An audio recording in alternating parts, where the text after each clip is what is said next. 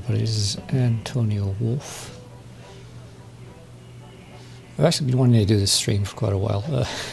I just usually forget there's a lot more interesting things to do than that, which is to go through questions on Reddit and respond to them. Not questions towards me, but just like questions people ask, like on philosophy subreddits about Hegel. Sometimes they're very interesting errors. Also sometimes interesting comments. We'll see.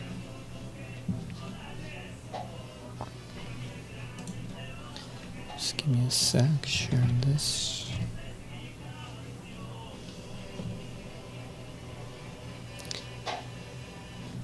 Anyways, I won't wait around for any interactions. We'll see. Whenever somebody cuts on, hopefully they'll let me know that the stream is fine. But hello, that guy who exists.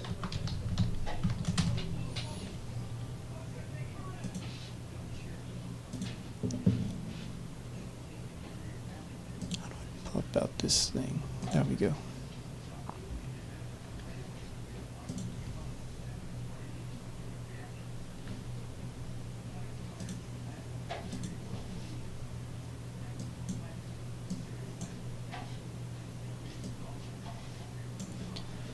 All right, let's get going.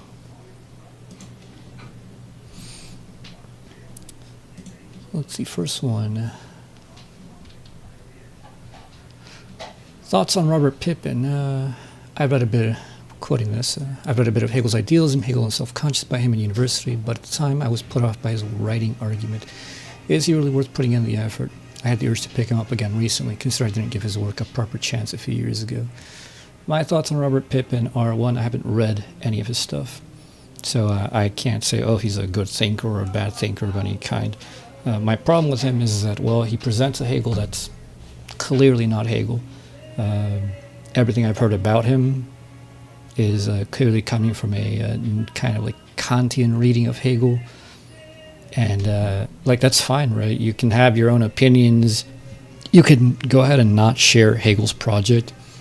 But it's one thing to go and say, look, here's what I want to do with Hegel. Here's what I think Hegel should have done, given what I understand him to be doing. And it's another thing to be saying, here's what Hegel's doing, and to be really against what he's actually doing. This is about on the level of stupidity as somebody like Zizek or Adorno, who says, like, oh, well, you know, Hegel doesn't believe that we can actually know anything. I literally saw that it's been going around on Twitter, on some of the philosophy guys I follow. They were quoting and reposting this interview by Zizek, where Zizek says, oh, an absolute knowing in the phenomenology of spirit, like the conclusion is that we can't actually know anything, you know, like there is really no such thing as knowledge, and like that is just such a stupid thing to say. Hello, In Flames 128. It's just bad, you know, and you go like, oh, well, people realize it's not Hegel. No, people don't realize it's not Hegel. People go ahead and just parrot this stupid shit and tell other people, oh, this is what Hegel actually believes. So that's what I don't like about Pippin, Pinkard, Robert Brandom. And it's weird. Robert Brandom's a very weird guy because like Robert Brandom's like the only one of them who's like, yeah, I don't give a fuck what Hegel's doing. He's like, I'm just doing my own stuff. And people still go like, oh yeah, you should read Robert Brandom's commentary on Hegel, as if like this has anything to do with like Hegel as Hegel. So should you read Robert Pippin? Not to get an understanding of Hegel. If you want to understand what Robert Pippin's up to and what he thinks Hegel should have been up to, probably worth reading. Beyond that, you know, can't say anything about him, quite frankly. Any study group for newcomers to Hegel's philosophy? Well, my Discord group. Although, quite frankly, it's not very lively. It hasn't been lively for years, quite frankly. It's because the reality I've found out is many people say they want a reading group. The vast majority of them don't actually want to commit to anything. Like they'll come around for like a first reading, and I don't know what it is that people are looking for, quite frankly. I've tried this in person, in, you know, real life, and people don't show up. And I've tried this online, and people don't show up. And the most success that I've had is simply just do what I do, which is get on, tag people and say, hey, I'm reading, join or not. And I read and I comment, and people don't say anything because most of the time people just don't have anything that they even know what to ask, let alone comment on, because, they're trying to learn.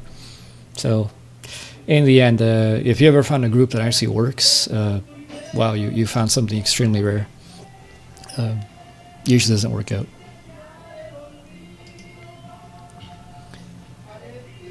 And that's not a question. All right. Somebody asked, what is simple and universal difference? Miller, Phenomenology 149. There's a level of flux of appearance where the simple inner world or the simple understanding of consciousness produces simple universals. Simple negation, simple universals, simple determinations. And I apologize for the background right now. I don't know if you can hear that, but let me mute my mic.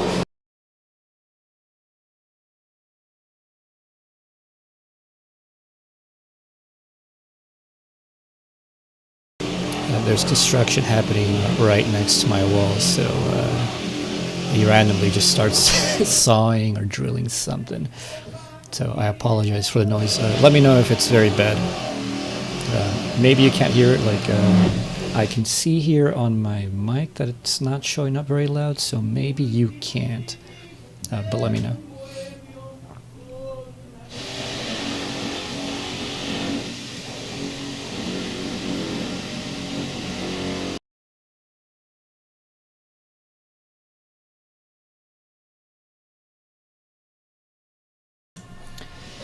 Anyways, it should not really cause too much of an issue so long as I'm talking.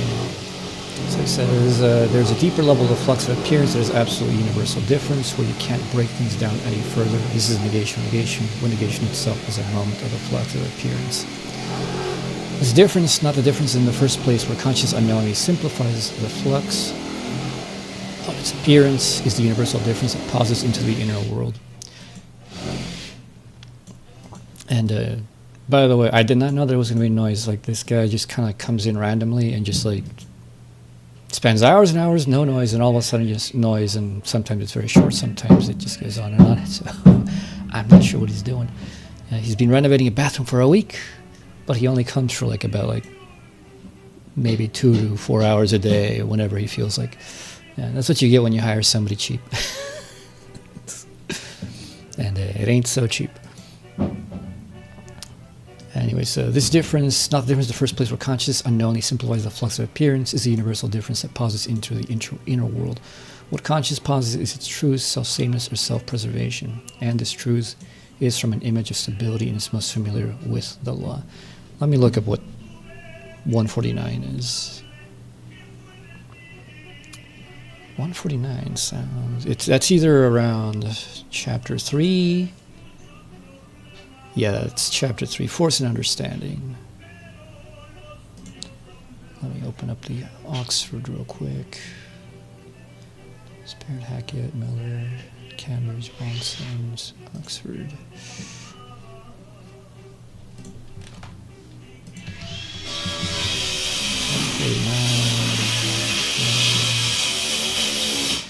Come on.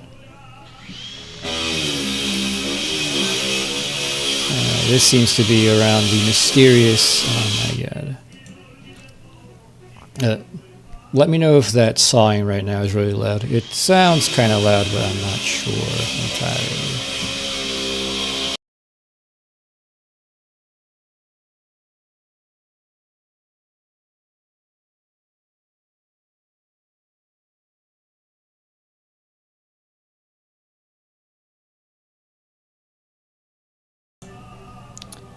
What was it going? Okay, 149. So 149 says, the absolutely changing appearance becomes a simple difference through its relation to the simplicity of the interior or of the understanding. The interior is initially only the universal in itself, but this in itself simple universal is essentially no less absolutely the universal difference, for it is the result of the exchange itself, or the exchange is its essence. But the exchange, since it is posited in the interior, as it is in truth, is herewith received in that interior as likewise absolute universal difference, becalmed and remaining equal to itself. Or negation is the essential moment of the universal, and negation or mediation is therefore in the universal. universal difference.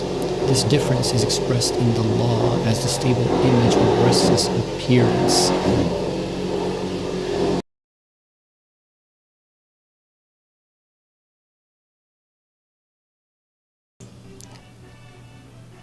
See universal difference. This difference is expressed in the law as a stable image or restless appearance. Thus, the supersensible world is a calm realm of laws, which, though beyond the perceived world, for this exhibits the law only through an incessant change, is equally present in it and its immediate tranquil image. It's kind of crazy how I was right that that's indeed right at the beginning of like it's somewhere in the inverted world. I know that text a bit too well. Anyways, what was the question? What is simple and universal difference? It's really just the beginning of that paragraph. The absolutely changing appearance becomes the simple difference through its relation to the simplicity of the interior or of the understanding. So the simple difference being talked about here is just the fact of negation. Let me lower that. It's just a fact of negation. When you have he says, the absolutely changing appearance. So you have the flux, so he calls it. And appearance is just this endless becoming. And the law is the still image of the appearance. The appearance is the movement, and the law is just like this still image of that movement. It's like the frozen image of a waterfall or something. See. So the changing appearance becomes the simple difference through its relation to the simplicity of the interior or of the understanding. So the simple difference is just that, just the sheer becoming, the sheer negation of one moment endlessly. The interior is initially only the universal in itself because it has it's the Kantian thing in itself. It's got no detail, no distinctions, no determinations, determinacy. But this in itself simple universal is essentially no less absolutely the universal difference. So it's a stable unity. This is the first image of the law at the beginning of understanding. And then you get the simple universal difference, which is we find out that the law is nothing but this process of appearance, a process of becoming. And so it's just a process where the same becomes non-self-same. That's it. I mean, that seems pretty simple to me, but then again, I'm just like really, really stuck in Hegelese, so maybe like my brain's a bit too cooked, and I'm too used to it. I have been informed that I'm probably way too used to this stuff that I don't understand like how weird it sounds or how unintelligible it is for most people, which it's the problem of over specializing yourself in any academic discipline. You start thinking in that way and you forget what it is to not think that way. All right, let me see. So anyways, let me see. So this level of flux of appearance with a simple inner world, a simple understanding of cause produces simple universal, simple negation, simple universal, simple determinations, okay? There's deeper level of flux of appearance that is absolute universal difference, where you can't break things down any further. This is negation for negation, when negation itself is the moment of the flux of appearance. You could say it's a negation or negation. It's not really. Usually you reserve that for like the whole concept, which is going to be contradictory as like a stable flux. This difference, not the difference in the first place, where conscious unknowingly simplifies the flux of appearance, is the universal difference that posits into the inner world. What conscious posits is true self-sameness or preservation. Self-preservation is truth from an image of its stability in its most familiar with the law. Well, in 149 there, like, this simple image of the law is already gone. Like the law was like gone like about like probably 10 pages earlier, when the first supersensible world is brought up, which is the first law, and then you have a second law. And the first law is like the Newtonian view of laws, and the second law is like I think the Leibnizian view of laws. Don't quote me on that though, not entirely sure. Woman and Hegel. You've all seen this passage. Women are like plants, according to Hegel. All I'm going to say is that I used to agree with this criticism, And unfortunately, life has kind of beat it out of me that maybe Hegel wasn't wrong about this. Now, what he says about this is just, it just sounds stupid. And I think in some other places there's some comments in which he kind of like glosses over that, he's like not being literal. Obviously, he's not being literal. Like, women aren't plants. But what he's analogizing here is that women, it's not the, here he says like, oh, women don't actually learn anything. Who knows how they learn? They just kind of osmose things from the environment. Funnily enough, somebody found a feminist paper from like the 70s, I think, where a random feminist, I don't know who, literally describes the cognition of women in this way, which, seems crazy to me. But, I'm not a woman. I'm not saying that woman understands women. There are women who don't understand women either. There's like women who are just like way woo-woo, and there's women who are like pretty autistically rational. And same thing with guys. I mean, in the end, but you can't deny there are tendencies that different sexes have, and call them gender sexes, whatever. I don't know, man. It's hard. It's hard to tell. I don't give a fuck, though. I mean, I don't care.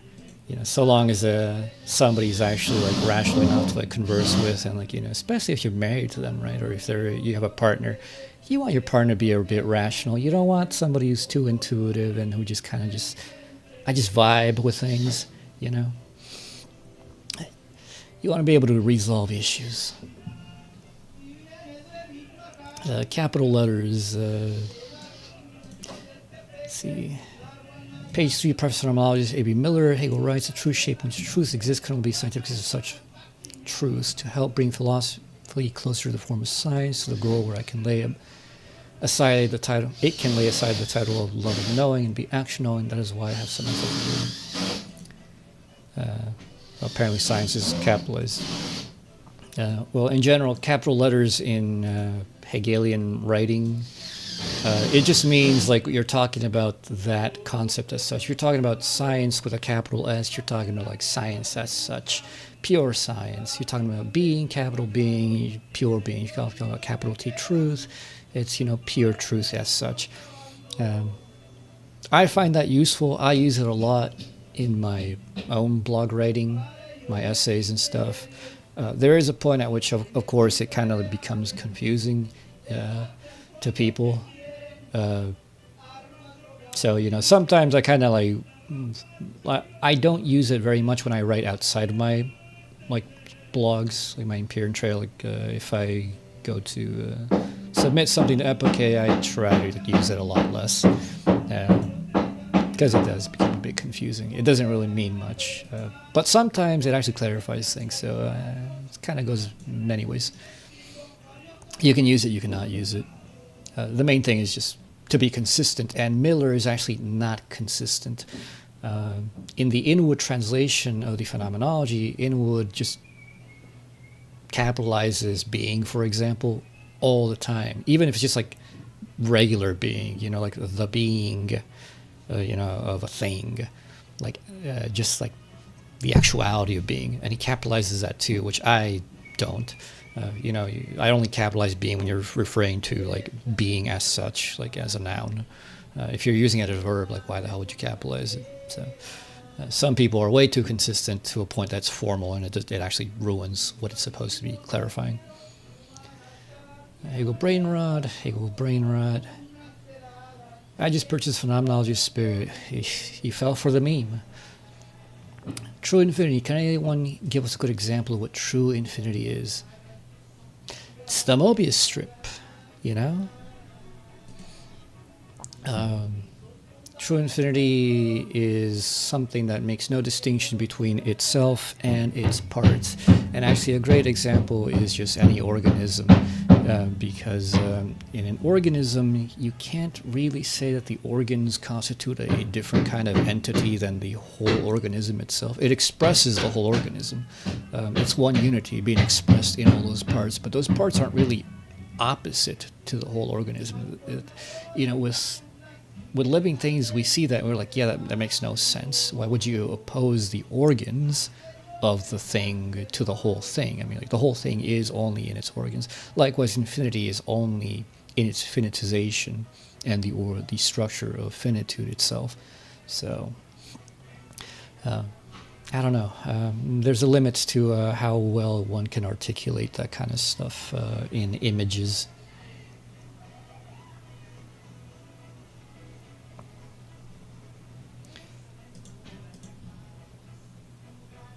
See, the boy in the ripples, artists of externalization. Oh, somebody's private essay. I kind of read like the first paragraph of this, and I just was like, not my kind of thing.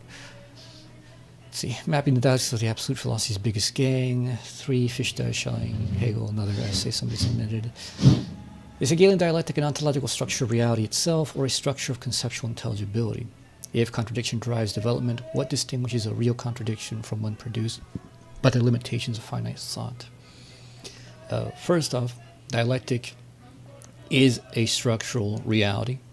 It is ontological, and it's also intelligible. It's both, because thought and being are not different for Hegel. Thought is just pure structure, the pure structure of self-structuring. And what people normally call ontology, they mean like, oh, stuff out there, like that's not thought. Well, that's what's disproved by the phenomenology of spirit.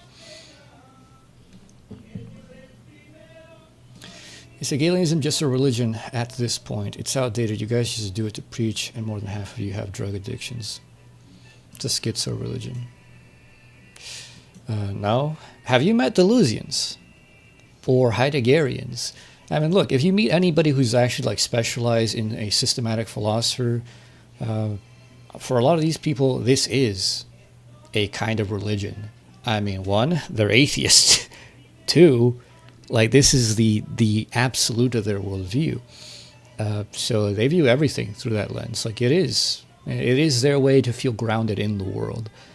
So it's not surprising at all that like an atheist would turn a philosophy into a religion. But for Hegel, like his philosophy is not his religion, nor is it mine. I find people who get that way about any philosopher just kind of weird. Look, I understand like having reverence for a great thinker who is like monumental. Absolutely. I have great reverence for Plato, for Neoplatonists, Spinoza, Hegel. I have reverence even for Deleuze and Heidegger. But none of these people are like anything personal to me, I don't have like the relationship that a lot of people have, which is like being starstruck with like celebrity and stuff. Like, wouldn't it be great to talk to Hegel? Wouldn't you like give anything to like go back in time and talk to Hegel for like an hour? No. People are people. I don't know. Like, I've long been disabused of this hero worship that people make of things. It's a kind of idolatry, and it's not because it's idolatry. I mean, the religious term for that is idolatry, but the sentiments that people like expressing those things is very religious, and I don't like it. But no, for the vast majority of people, this is not a religion. Most quote-unquote Hegelians are just a bunch of nerds, a bunch of academic nerds who don't really believe much of anything. These are the people who, like, if push comes to shove, and practice Trump's theory, which, I mean, you would say that anybody sane would go that way, right? I would say that actually when somebody really believes something, ultimately theory trumps practice, because theory is practice. It's like somebody who's a Christian. Like if you're really a Christian, you're gonna go to the grave, for it. You're willing to be martyred. If you're not, like the first time somebody puts a gun to your head and says, deny Christ or else, you're like, absolutely, fuck Christ, right? So I think most people who are like, a small minority are religious nuts, and you can tell they're kind of mentally not well. So I don't think we should mock those people. I think we should understand it and try not to exacerbate their mental problems. And Hegelianism is not outdated. I mean, I'm sorry, like That's a view that comes from like this stupidity of like, well, it's old, isn't it? One, Hegel's only about 200 years old, man. Hegel's thinking is like something that still awaits people probably 1,000 years into the future. It took 1,000 years for Aristotle to win, all right? For Hegel to win in 1,000 years probably is reasonable. And you're an Aristotelian without knowing it. You're a Platonist without knowing it. You know, so like by the time Hegel wins, people will be Hegelian without knowing it. So, anyways, dialectic is ontological. Contradiction drives development. What distinguishes a real contradiction from one produced by the limitations of finite thought? Well, a real contradiction is self-producing. A real contradiction is like a puppy becoming an adult, you know, categorically producing puppies. You know, the dog species is puppies and adults at once in the same moment of being the same species as a whole. You normally look at that and you're like, well, that's not a real contradiction. Well, yeah, because contradiction is a very bad framing for most things. After a certain point, contradictions, that terminology, that concept is not very helpful. I myself have an essay just kind of shitting on this whole thing that people do about like contradictions. Hegel has other terms in contradictions, by the way, like the ideality, idea, which is a higher standpoint of view than just contradictions, as well as concept and whatnot. He talks about contradiction a lot, yes, but you know, you have to be wise about how you use it. Oh yeah, if people don't know this, like Kantians can be super religious about Kant. I mean, one of the greatest Kantians probably I forget. I've been saying it was Reinhold, but maybe it wasn't Reinhold. But there was a guy like during Hegel's time that you basically like thought Kant was like the second coming of Jesus and like the fulfillment of Christianity. What do I mean by Hegel winning? I mean that Hegel is going to become the default. Like his logic will be the default mode of thinking for, you know, the modern world of the future. Aristotle won in that his way of thinking, syllogisms, the structure of metaphysics became the default. Substance metaphysics became the default, you know, after 1,000 years. And then like, even now, people are still Aristotelian without knowing it. That's how Aristotle won. So, I mean, succeeds maybe another word for it, you know.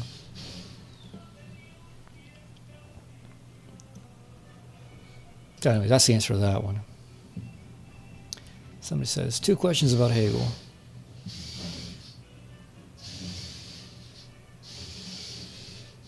Oh yeah, I forgot to answer the, and so what's so that's a real contradiction would be like, the self-generative distinction, like real contradiction, basically becoming. Becoming is the fundamental contradiction. Everything's contradictory, essentially because everything is becoming. Because becoming has to be and not be at the same time. And you can momentarily split it into the abstractions of being and non-being. But the reality is that becoming is the fundamental singular unit of anything, so that this contradiction that is and is not at once is what everything is built off of. When you can, like, simply saying this opposes that, like cats and dogs is a false contradiction. You know, it's not a real contradiction. What other things would be, you know, chocolate vanilla, that's not a real contradiction. You know, liberal, conservative, depending on, you know, which definitions you take, like American definitions aren't real oppositions in the way that people think that they are.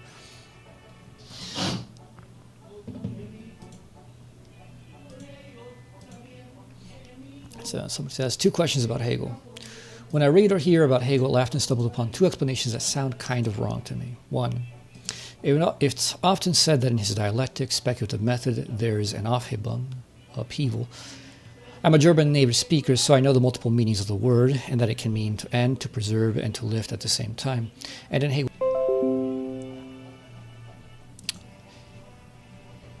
All right. Set a DC'd for a second, let me check.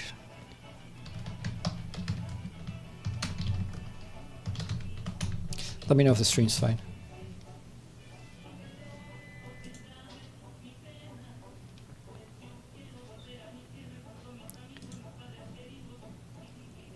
All right, so that example that, preservation happens because a thing is reconstituted in the cycle. Yeah, that's part of it. Another part of it is that preservation happens. This word is very clever. Hegel actually explains what he means by this. When you preserve food, what are you doing? You mediate. You take the immediate food, you put it in a jar, or you put it in the fridge, you pickle it, you salt it, whatever. You take something immediate, you mediate it, and you put it away to the side to bring it back in later. That's the preservation Hegel's talking about. He's not just talking about preservation as maintaining, although this is also included. The preservation as just a fully present maintaining is that on the whole level of the system, this has to be there fully, and this has to be there fully, both at the same time in the whole, because the whole makes no distinction between this moment and that moment. The whole is all moments. So that's how they are maintained, and the preservation is precisely what he says in this comment, which is you have the seed, it goes away, so the seed is put aside and then eventually brought back by the cycle. So yeah, that's how that works. And he says, but oftentimes things aren't like that. Well, oftentimes things aren't like that because the things that you're thinking about aren't actually things at all, properly speaking, in an objective sense of something that is actually self-regenerating.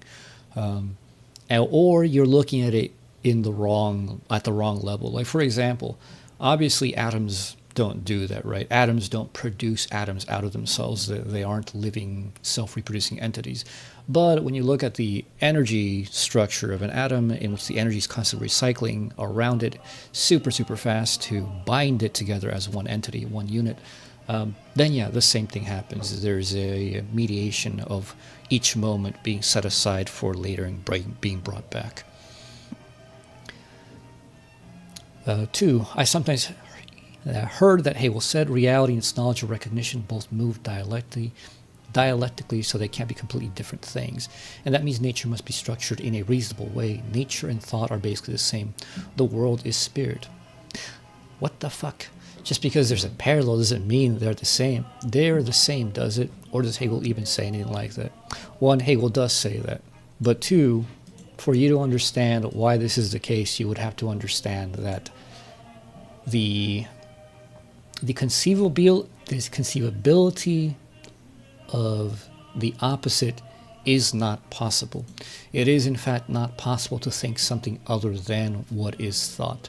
Anything you think is just clearly a projection of your own reason. All problems of reason originate in reason, through reason, for reason.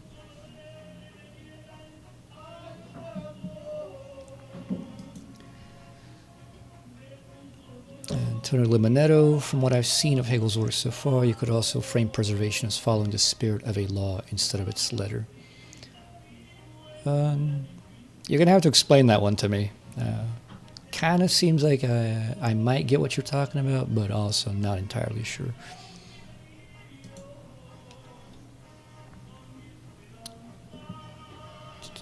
Is the stream fine? I'm seeing some errors right here.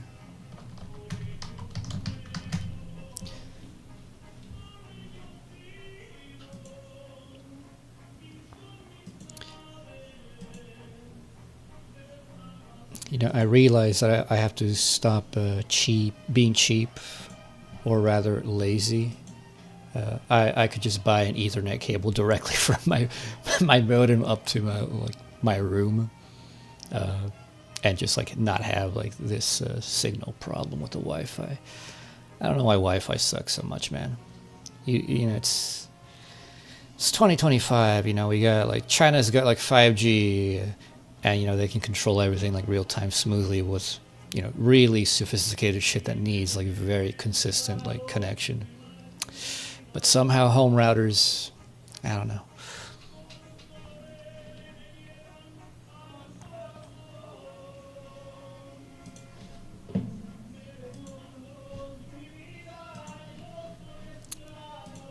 Give me a sec.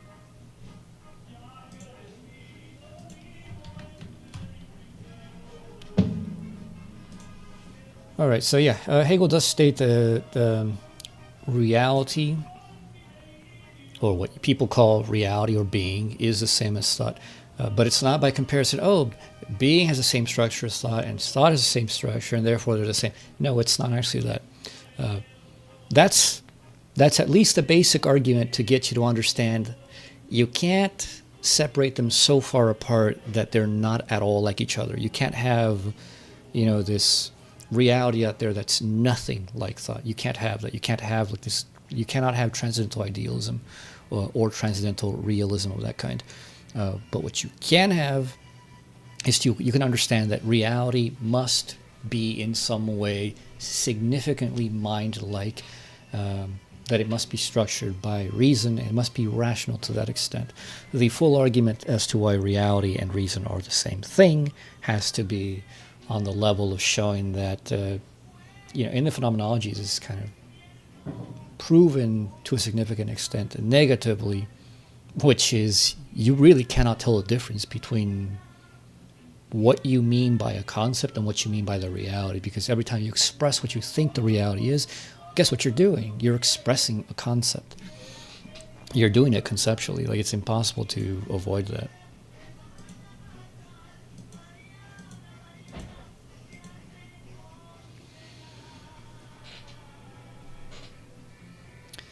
Tenor limonetto, as in, so what you mean by the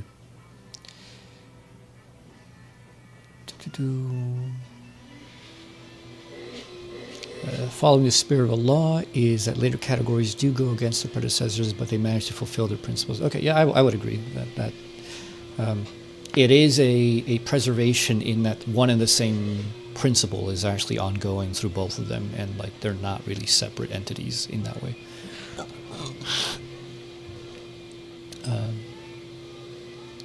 Galet Dili, what makes a derivation of objectivity, that is creation, something of God's own free decision, grace, instead of something necessary or even having no reason for existing?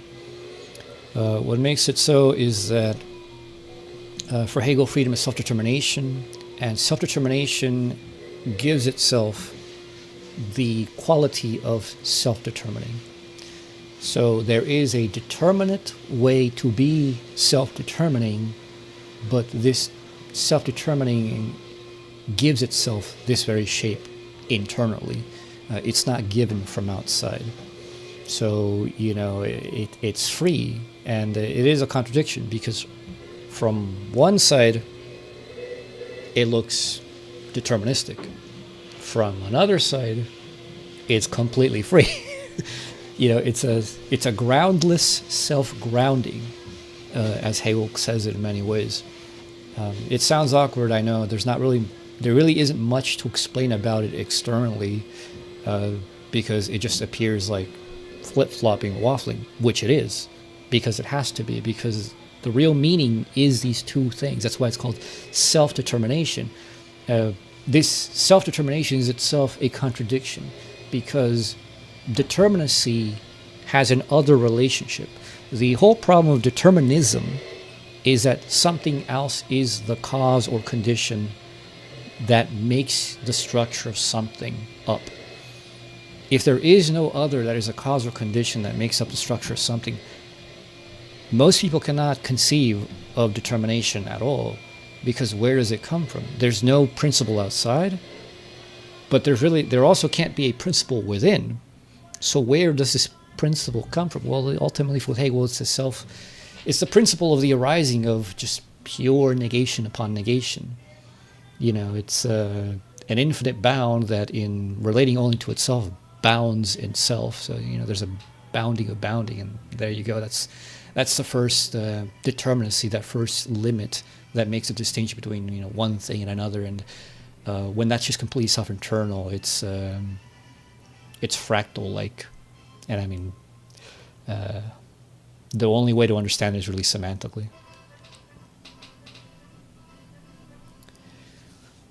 Larden Watts, isn't nature somehow opposed to thought logic for Hegel? No. Nature is the other of logic only in that logic or mind is self-internal and nature is self-external, but they're not ontologically distinct as some kind of different kind of substance or something like that. They're both the same thing. They're both idea.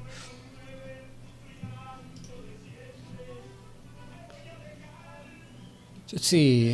Can someone explain to me what Hegel means by superseding the other in the beginning of the Lordship and bondage section? Superseding is Aufheben, upheaving. The beginning of Master and Slave or Lord and Bondsman is about each consciousness trying to consume the other consciousness in some way, to negate it, to satisfy their desire, because they view themselves as absolute negativity. I am the absolute. I am self-conscious. But I am self-conscious in being the I as I against the world, and nothing in the world mirrors me. I am the absolute principle. You appear in my world, you are just an object to me. You are not an equal to me. You're not of a kind like me. You are just a thing, and I prove that by destroying you, and I prove that I am the absolute by destroying you, by upheaving you. That's the bare beginning. That's not a question. Let's see. If self-conscious requires mediation through what is other than itself, can Hegel's absolute truly overcome otherness? Or is otherness constitutive of spirit, making complete reconciliation impossible without dissolving self-consciousness itself? I'm wondering whether Hegel's account of recognition ultimately requires a permanent structure of otherness. If spirit fully reconciles itself with itself, what remains of the other through which self-consciousness initially becomes possible? Well, if it remained in self-consciousness, in the mode of consciousness, yes, you would forever need an other. But once you upheave that, Aufhebung, you realize that the other is just internal to you as well. And this doesn't mean internal to me, like this empirical person. It's logically internal, metaphysically internal, that their otherness is not some substantially separate thing. It's one and the same substance with me as a self, that I am self-conscious only insofar as I have them before me. The closest colloquial way of phrasing this is that we are self-conscious, like about how people perceive us. We are self-conscious in a forest, thinking about how the animal perceives me, that I'm trying not to scare the animals while I'm trying to watch them or hunt them, whatever. I'm self-conscious when I go outside, do I look good? Do I look like a mess? All these other things. That kind of self-consciousness is properly self-consciousness as such, that, I am a self-conscious only insofar as I deal with other self-consciousnesses, which are free. I can't really know what I am as a free being, as self-consciousness, without having other people who reflect this independently, and they're not just dead mirror images of me. That's why you can't really have proper discussions with yourself, because you yourself don't have the capacity to say no to yourself in a true sense, because you know that your mirror image just says whatever you imagine or want it to say. Whereas another person generally says, fuck you, you're wrong, fix this, fix that, clean up this, clean up that. People say it's so much, it's so much easier to love animals, and it's very true, because animals don't put things in your face that anybody who's self-conscious would. Even a child can throw things in your face that an animal just can't. Animals can't tell you you're a slob. They can't tell you that, you're ruining your life, that you need to get better, that you need to fix this or that. An animal doesn't have that kind of interaction with you. Whereas any basic human being can and will, unless, you somehow just destroyed their independence or they're afraid of you or something. Otherwise, people will eventually throw your failures in your face, and you will have to deal with that. You'll have to reconcile that. But once you do, like, this otherness that you felt as a negativity is also really what brings you together. You know, you can think about it more abstractly in like terms of, you know, traumatic life experiences. You know, after a certain point, you kind of realize without those experiences, you really wouldn't be who you are, and you probably would be worse for it. You know, if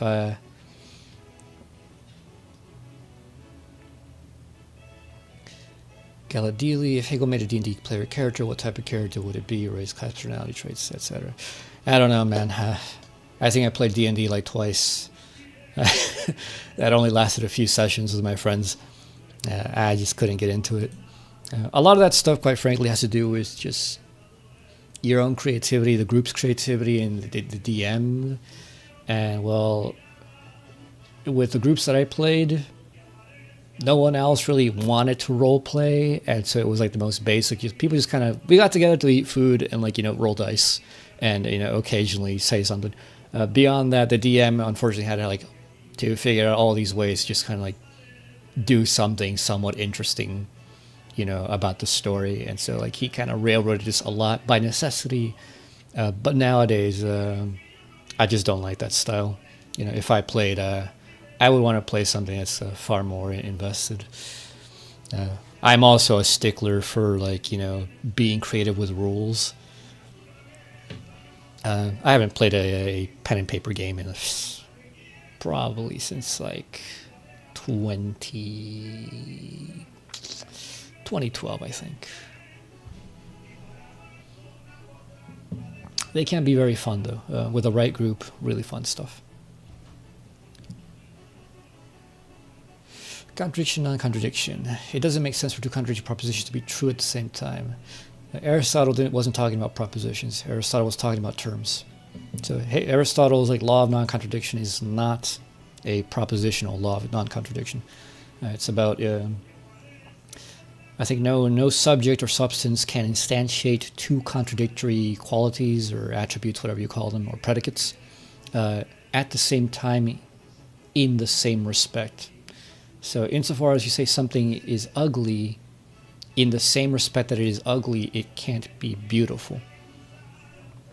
And to that extent, Hegel actually has to agree with that momentarily, because then Hegel also shows that, well, insofar as you have this predicate, this quality, the quality itself categorically produces, and it doesn't just produce, it becomes its opposite. You know, and this is a theme that you see in art, novels, and movies particularly. You know, this idea of the utopia, right? That everything's nice and clean and beautiful, and yet when things are too good, too perfect, in a way, it's really off-putting, which, you know, makes it ugly. And how can that be? Well, you can both describe it in like splitting like what's beautiful about it and what's ugly about it, but there's also just this sense in which somehow like the beautiful as such requires or becomes itself ugly at a certain point. But Hegel's contradiction is about really something essentially different than what Aristotle's talking about. Aristotle's talking about finite things, whereas Hegel's contradictions only really deal with infinite things. But everything's part of the infinite, so everything's caught up in contradiction anyways. It's really hard to express that in abstraction without showing you like specific like examples like of actual logical inversions of that kind.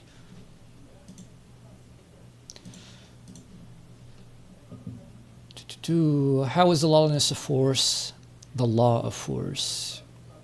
Well, it's a lot of phenomenology spirit. As you can see, if anybody's reading Hegel, they're usually reading the phenomenology spirit, and it's usually for a class. Very few people read the science of logic outside of some very hardcore people, although I wish it was the opposite. I think people would find it much easier to enter the logic and then go back and read the phenomenology.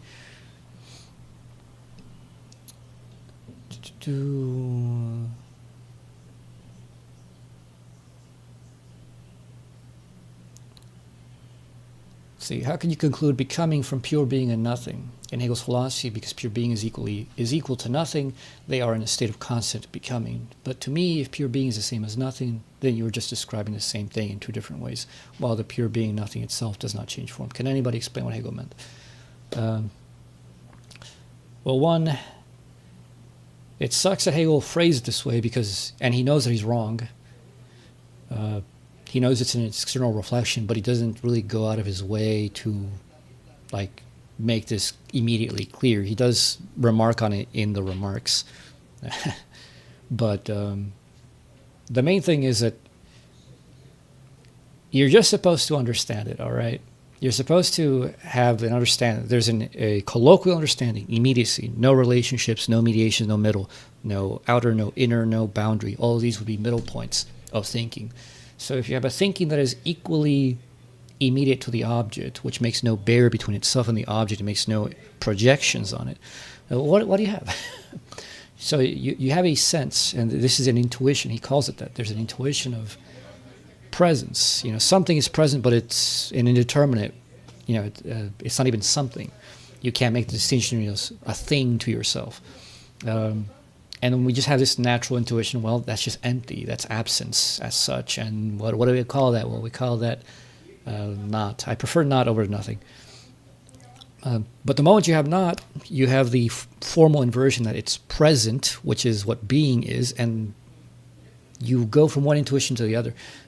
But you can't say that at the beginning because that violates what's going on.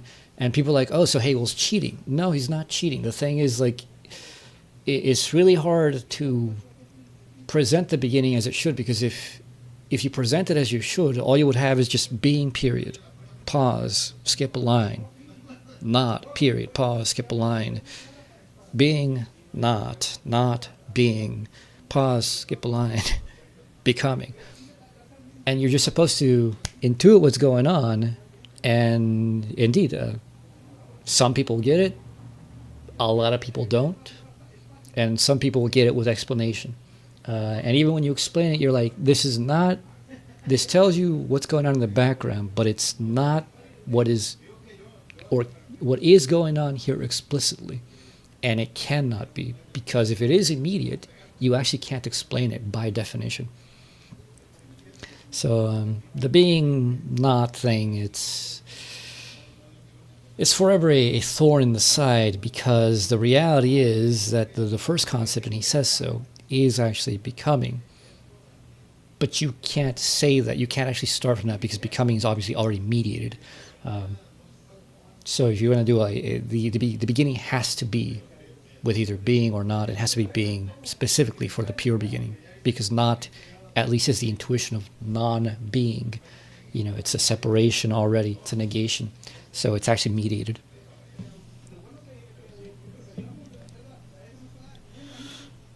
Question: what are your hobbies, and how has your study of Hegel affected your engagement with him? My hobbies are occasionally reading once or twice a year, and then occasionally writing a lot more a few times a year. Going out walking, occasionally writing some poetry, doing some artistic stuff. And how has Hegel impacted those things? Well, obviously, Hegel taught me how to read philosophy. Now, nothing really feels particularly difficult for me regarding that. I mean, it's not like, I can just open up a random philosopher and, get it. No, but I know how to work things out, even when, like, they're not being explicit with definitions and stuff. So Hegel's really good at teaching you that. Any good philosopher is good at teaching you that, quite frankly. If you just come at the text, with no presuppositions and let yourself be guided. Obviously, like Hegelian themes, like enter into what I write about and like my poetry and stuff. But I'm just like an abstract metaphysical kind of guy. I like that kind of poetry, transcendental poetry, maybe you should call it. And everything else, I mean, Hegel just it's allowed me to appreciate a lot of things. Hegel made me appreciate art on a level that it's obsessive. Never before did I obsess about art like I do now. If I get into something, I get caught up in these whirlwinds of passion, and sometimes you're like, oh man, somebody should really write this commentary, but I don't want to be the guy to do it. But wow, this is amazing. And you're like, but I don't want to be the guy to do it. And then you're like, but nobody's going to even read it, but somebody should. It's amazing. That's how I feel about the trial and A Voyage to Arcturus. Somebody should write a commentary just kind of going over all the amazing stuff that's just bound up in all those things. But I don't want to be the guy to do it. But sometimes, I really get the itch, and so I try to do some stuff to do it.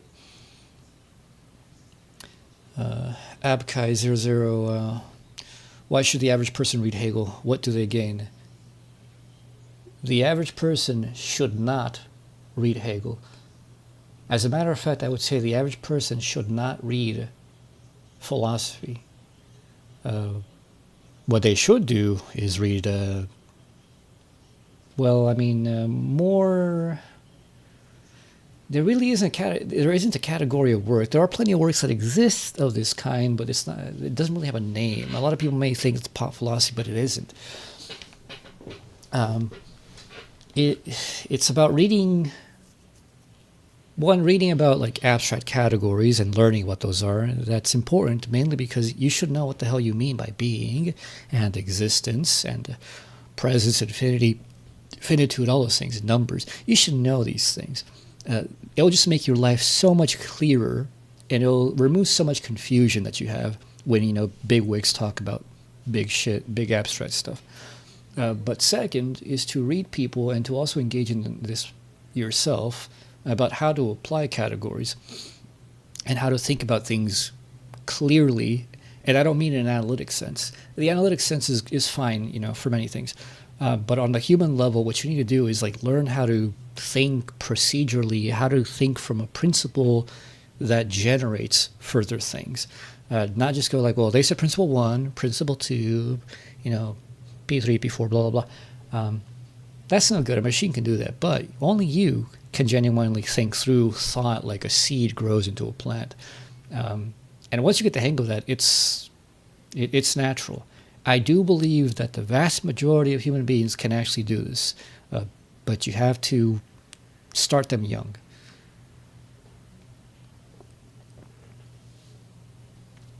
Hey, Dan. What's up, man?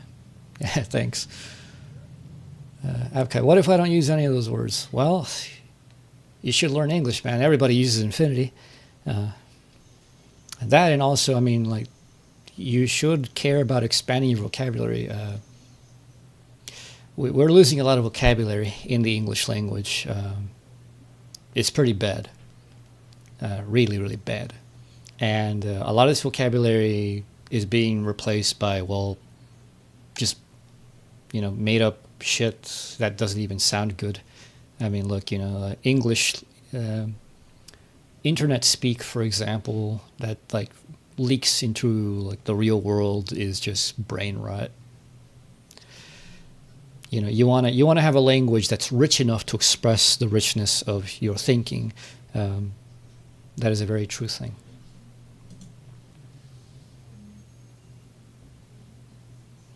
I just say a lot. Well, you want to yap? You should learn how to yap very well. I can yap a lot, but in my yapping, I actually also say a lot. In fact, there's an art to compression. And once you figure out that art, it really annoys the fuck out of you that people don't shut the fuck up. That people just yap and yap and yap and say very little. I don't like listening to fools. I don't suffer fools lightly in that way. I got better shit to do with my life. Time's limited. The syllogistic inference is a new object of understanding. It's another phenomenology spirit.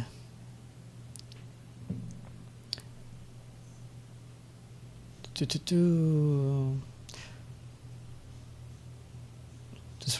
the phenomenology spirit imply that contradiction is a permanent feature of consciousness? Yes.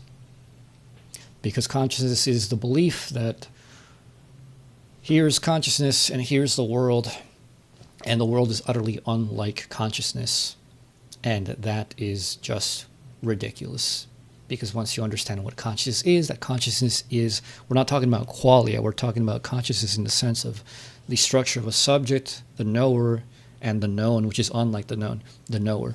If that is the case, then the so-called known can never be known in any way whatsoever. You cannot even conceive of such a thing, because to conceive of it in any way is to overreach what you yourself claim, that the world is beyond you. The world itself should not even be conceivable as anything of a world, let alone beyond you. It should just not appear. It's like being blind. A blind person just doesn't have a conception about colors. Why would they? They just don't live in that dimension of sight. They may talk about it because other people tell them there's such a thing, but from their own position, they would never come up with such a thing.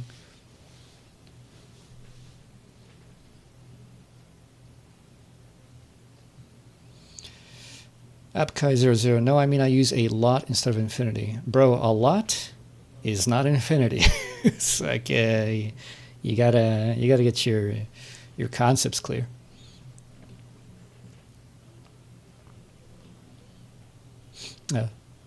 By the way, unfortunately, I'm going back to work probably next week, so time will be a lot more limited. We will have to see if I may be able to do things on the weekend or not. It depends of whether I'm home or not.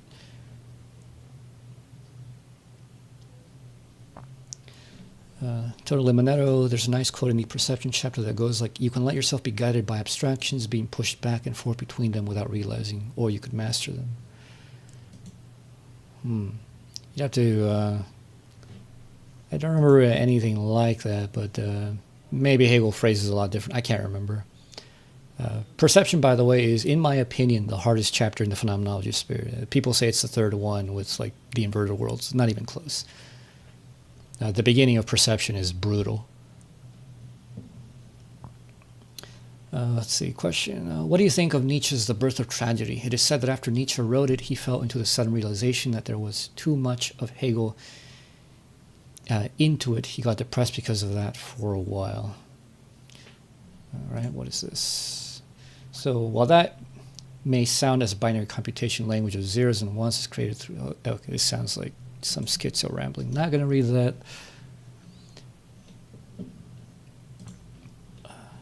Why bad infinity is wrong. Hi guys, I would think anyone would help me understand why Hegel thinks bad infinity is wrong. Bad infinity is not wrong.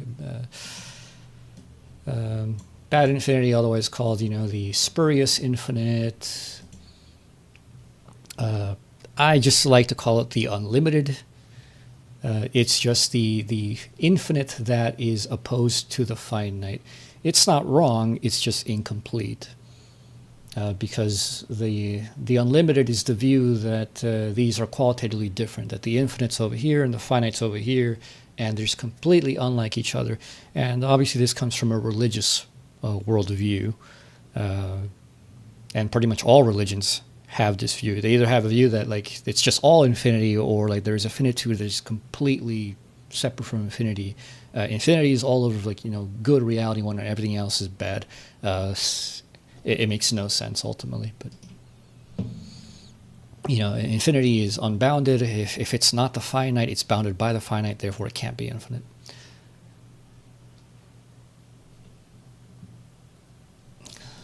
This is probably a meme. This is my ex says he's going to be reading Hegel his entire life. I was talking to my ex-boyfriend. He said he was going to read Hegel. He's going to a Hegel reading group. I said, why are you still reading Hegel? Haven't you read him already? Yeah, this is just a repetition of that one meme. It was funny, like, God, it's old. It's like probably 5 years ago or something.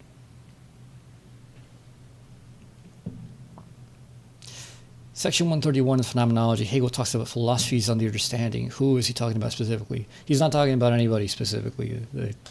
The king of the understanding is obviously our boy, the hobgoblin, Kant. But pretty much every philosophy that's a finite philosophy is a philosophy of understanding. If your philosophy involves no contradictions explicitly and go, yeah, I said something weird right there. Yeah. Then, you're a finite philosopher. The vast majority of philosophy essentially was finite philosophy before Hegel. They don't accept actual or true infinity.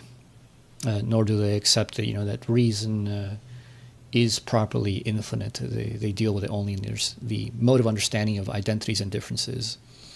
They don't accept the contradiction of becoming. Why do leftists like Hegel? Well, it's mostly because of Marxists. And Marxists don't actually like Hegel.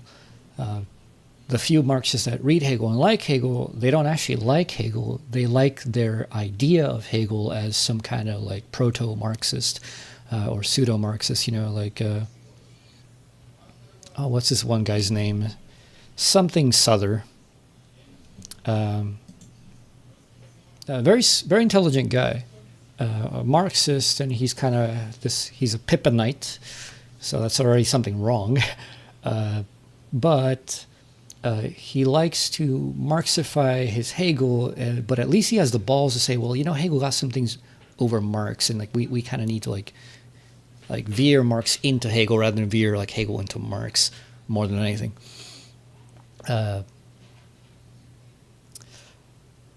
I think it's hard to be a leftist or a rightist and like Hegel, because Hegel really is the hardcore contradictory dichotomy of it's not just it's a little bit of this and a little bit. No, he's like, it's fully this and it's fully that, and we got to have both. And in the real world, this appears as there are certain things that the right is just entirely right about. There are certain things that the left is entirely right about. And Hegel affirms both of those things in a singular position of, his view of the state and society. I don't think anybody who really takes Hegel's political views seriously, his theory of the state, can legitimately consider themselves right wing or left wing. You're somewhere up above. You're perpendicular to the typical axis people are talking about. Stoker, hey man, what do you think about the mystical hermetic core in Hegel?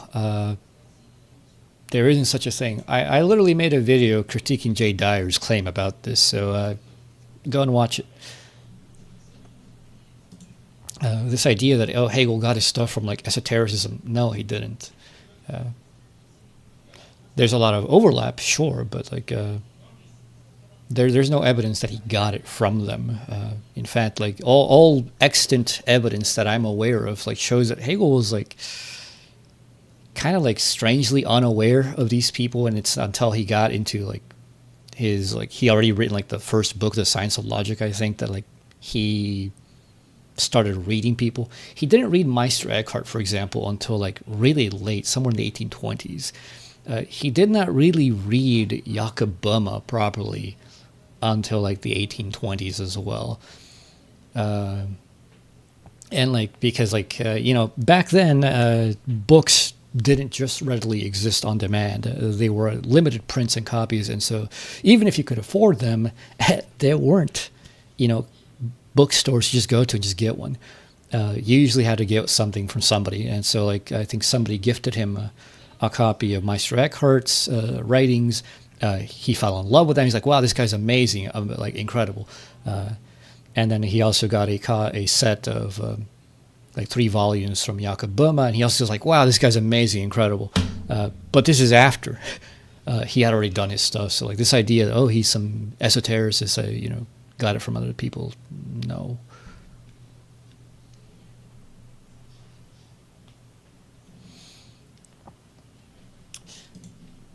See, best and least best interpretations of Hegel alongside contributions such as essays. In addition, I've been reading Nietzsche, Foucault, Spinoza recently. I've been building up to Deleuze. What do you think of the opinion Deleuze fundamentally misunderstood even Strawman Hegel? Well, Deleuze did not understand Hegel. People try to defend themselves and defend Deleuze and say, well, look, he was attacking, what's his name? Hippolyte's Hegel. I haven't read Hippolyte, but what I've read about Hippolyte's reading doesn't seem particularly bad to me. So, I mean, some of the errors that Deleuze commits are so egregious that you're did you even open the book, man. Did you read the guy? Did you read what he says? Even if you didn't read the stuff that builds up to it, did you at least like open up the book to that section and like look at it? Probably not. What are the best interpretations of Hegel? Well, as far as interpretations, I actually don't know, man. I don't read interpreters of Hegel by and large.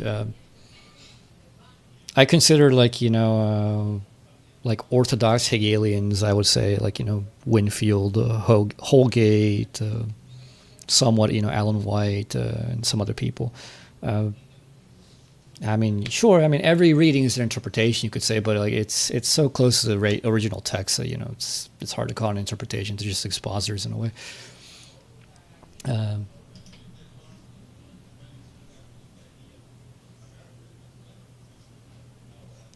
Stolkier, at least we can say is Württemberg, intellectual environment he grew up in had at least some kind of mystical Neoplatonic influence through pietism. I'm not saying the guy was a wizard, it's just that's overlooked.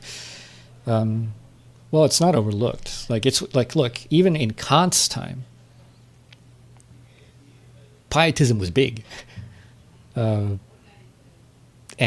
like being part of like these esoteric orders like the Freemasons was not unheard of at all.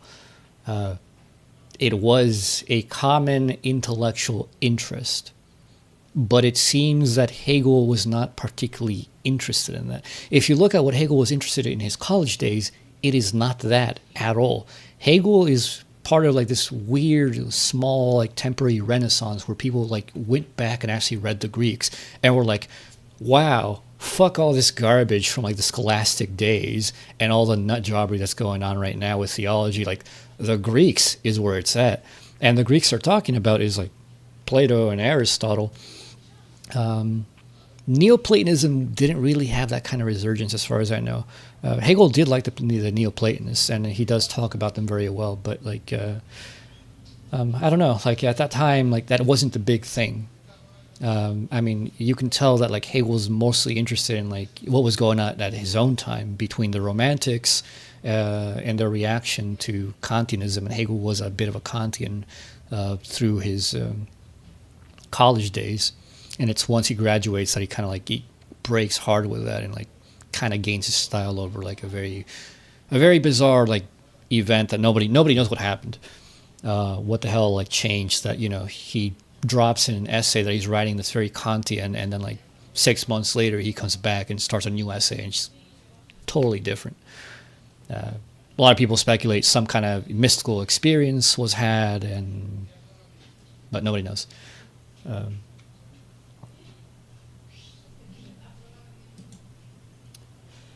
If spirit is self-relating, can it ever be fundamentally individual? Yes.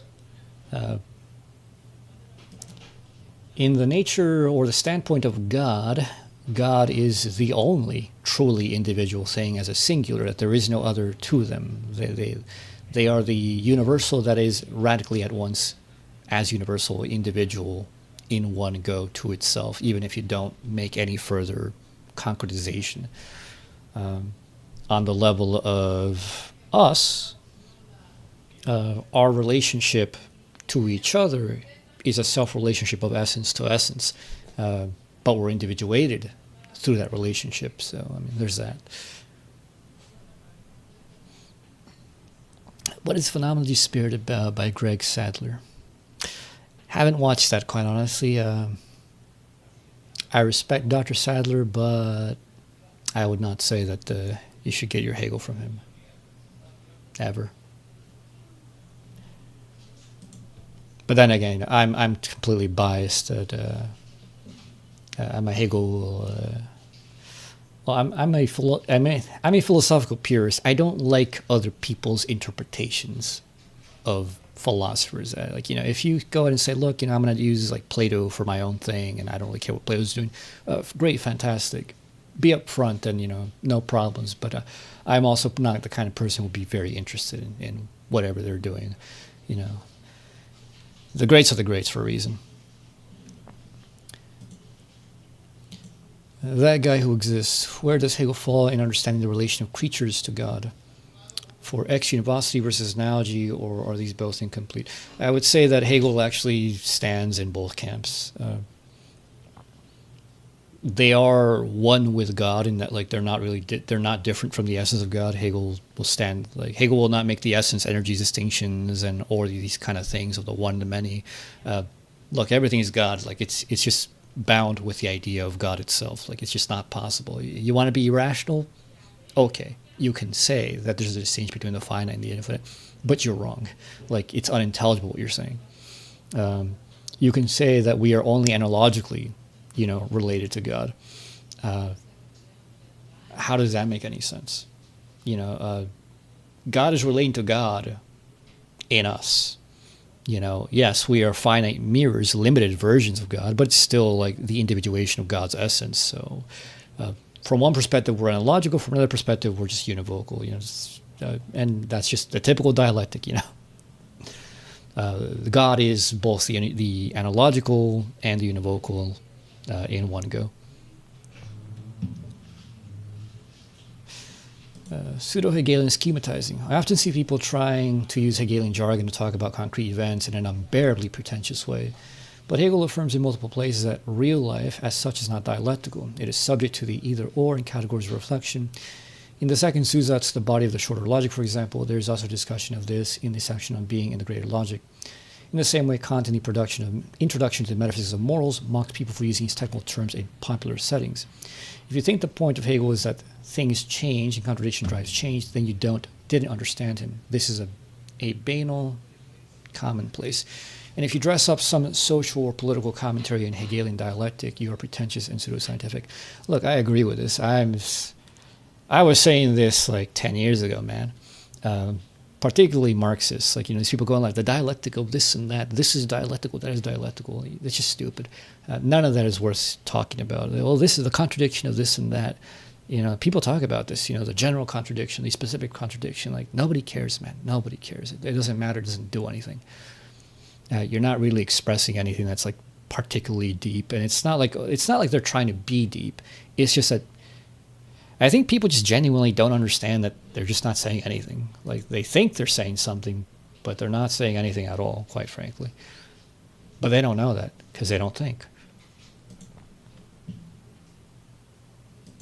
So he says, you can use dialectic to say anything, true or false, from a certain point on world history to Schellingian mumbo-jumbo, or really anything you like. That's why Hegel tells you not to schematize. Hegel's logic is not a tool. Yeah, all right. He's preaching to the choir. I agree.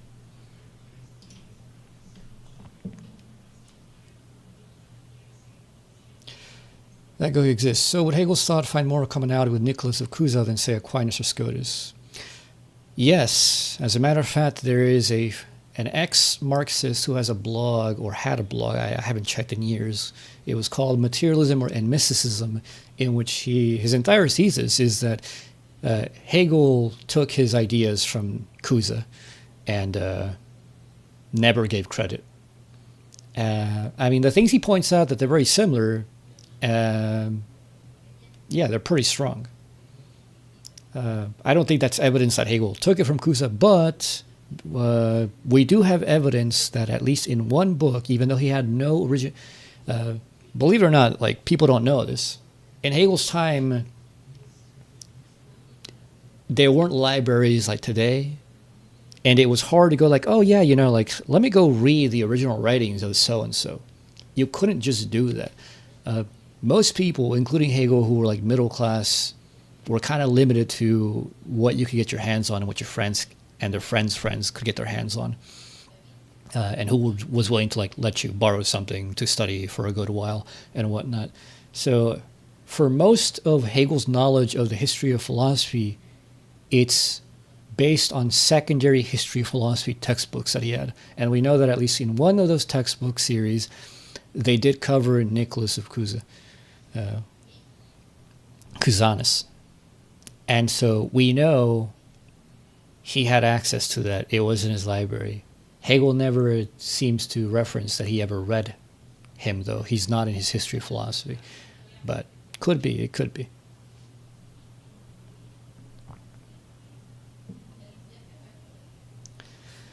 Is it really helpful to read the Phenomenology of Spirit in German or the Miller-Pinker translation?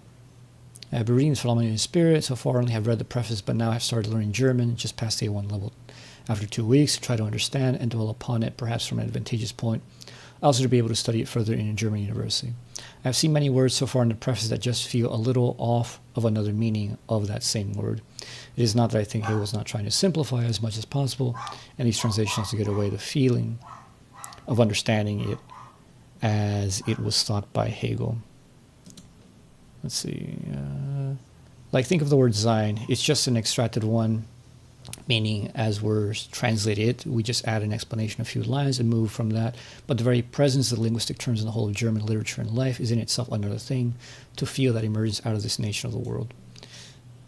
Sein, side, seem to be, to me, content to spirit. Hegel does not like judging out of it. I don't know. Look, I don't like this language mysticism that people play. Sometimes it's valid, mainly because certain languages have natural associations that just make it so much clearer in the original language, the connections that are not clear at all in other languages. Like, undoubtedly, reading and being able to read the original, like, classical Greek of Plato is going to communicate better to you what's actually going on than a translation of Plato. There are things in the Greek language that only happen in the Greek language. That is true of any fucking language, okay? Like, it's nothing special about Greek or Latin or any ancient language. Or German. No language is unique about this. Some languages are just better, especially more ancient languages, older languages, in that they're more structured around, like, well, their immanent root systems, root words, etymologies. And there are distinctions made in certain languages that aren't made in other languages that, yes, those distinctions matter. They make certain emphasis clearer, but they are also not all that. Like, German has something similar in Spanish, that where, like, there is a being and being in a state have a different, like, word that's used, but in English we just use being for all of that. And so do you lose some specificity in English? Yes. Does it make a fundamental difference? No. Obviously, like, if you want to, like, understand, like, Hegel, like, qua Hegel, yeah, learn the German, man. Go for it. If you want to just understand the concepts of Hegel, no, you actually don't need to learn German for shit. That's just a complete, like, BS, like, position. Most of the translations that exist, they're perfectly fine. You won't, like, if you're really into it, if you really care that much, master the shit in English, figure out how it actually works conceptually, and then you'll be able to pick up eventually that there are some strange things going on in translations. And sometimes you'll see a line and a word used, and you're like, that seems odd. And then you'll go check the German, and you'll realize it was odd for a reason, that there is, like, some kind of translation choice there that's strange. That's how I got into that. It took me a long while to give a shit about, like, the original German. Now I do, mainly because, well, I figured out just from concepts alone that certain translations were just off because sentences and phrases just seemed off. Then you check the German, you realize, yeah, something was off. But, otherwise, it doesn't matter. You can understand Hegel perfectly well in whatever language, is your native language.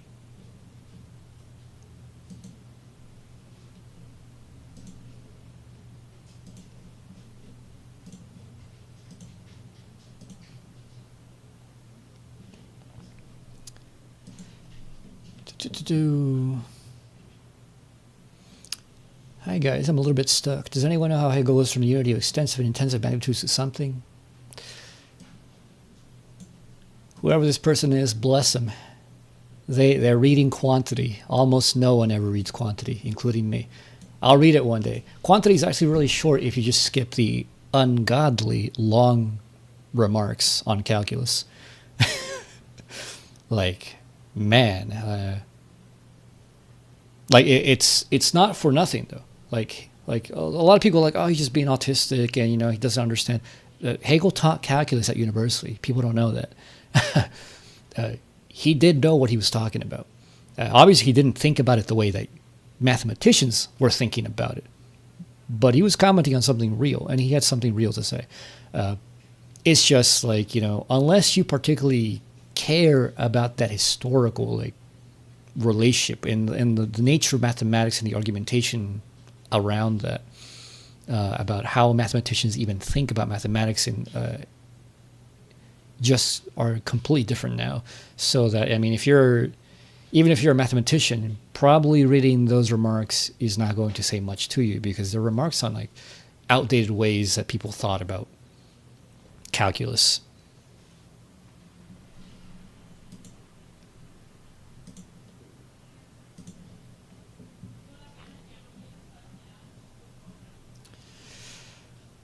Yet again, somebody says, guys, ontological, epistemological, it's both.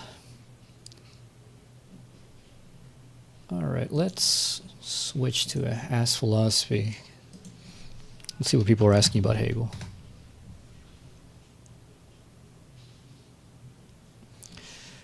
That guy who exists. I almost fell asleep reading the part about quantity, not even kidding there. It was just so boring. I don't think so. I do think a lot of people just don't understand what the hell is up with math in general. Because it seems math just kind of straight and dry. The controversies in mathematics and philosophy of mathematics are actually really fascinating. I also didn't care about math, a decade ago. And I got onto it mainly because fringe scientists occasionally brought up something that I found fascinating, and they mentioned something particularly about negative numbers. And through that, I looked something up, and I found this book called Negative Math, in which I finally read it, probably around 6 years ago. I can't remember. And it just kind of blew my mind. I'm like, okay, math is a lot more interesting than I ever gave it credit for. And this is really something fascinating. There are conceptual issues here that are very, very, very deep. Kant has things to say that are very interesting about mathematics in his time.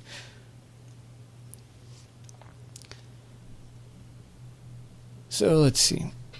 Let's see what people are talking about in Ask Philosophy. How long have we been going? An hour and 30. Well, it doesn't feel like we've been going for an hour and 30.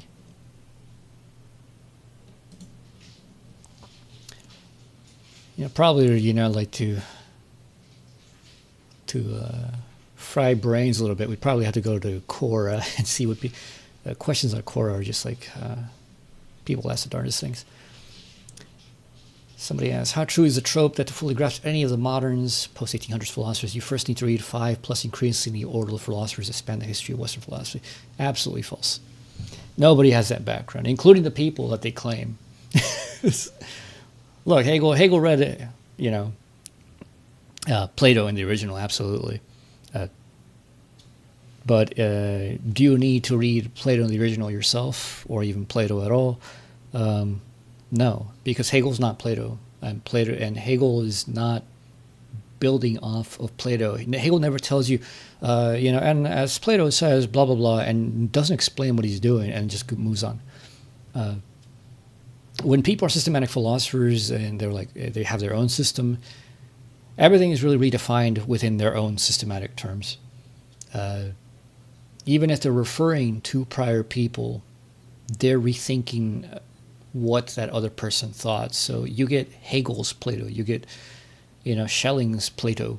You don't get Plato as such. So going and reading Plato as such will not illuminate anything in Schelling or in Hegel or anybody else. That's pretty much it. The only people that would be an issue with is people who are just saying as Plato says and so, and just assume that you know what they're talking about. That's the only time that you actually need to go back and read somebody. Or if they said, look, I'm building off, the work that's already been done by Plato or Aristotle, and, here's this new theory, assuming all this other stuff, then you need to go back and read that stuff. Otherwise, no. And then sometimes they don't even say that because it's kind of what is it in the Middle Ages? Plato was just kind of a foregone conclusion. You know, if you're doing any philosophy, you would know about Plato. You've already Plato, so people are using these kind of this terminology borrowed from these other people. The same thing, you know, with like the Arabic philosophers. They read Aristotle, and like they just said like so this, just like the medievals, they're like the philosopher. And they just, you know, as the philosopher says, they all just assume everybody knows Aristotle, everybody's reading Aristotle. But you don't have to do that. Even then, those people, even if they're assuming that you've read these other people, they're interpreting them in a very specific way that's not entirely reducible to these other people. So a lot of the times you don't need that much background. And in fact, you just need to read the guy you're reading to get what he means. How is Hegel's Geist related to the Platonic world soul?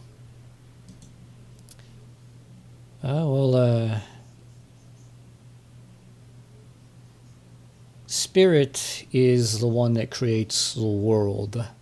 And in the world, you just get these finite mirrors of spirit. I mean, there's really not much more than that. Although there's a great comment here, you should look at that thread, of a guy going into detail about the connections of Hegel and Plato, and that there are works outside of English that are very good for this, which is often overlooked. Indeed, I don't think I've encountered anything about a Plato and Hegel specialist in English that has gone over that. There's one book from a Aristotle specialist comparing Aristotle and Hegel, and I just don't think they understood Hegel very well.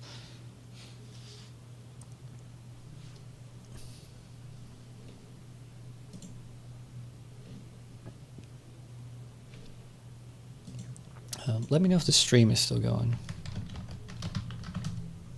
It's showing an error here.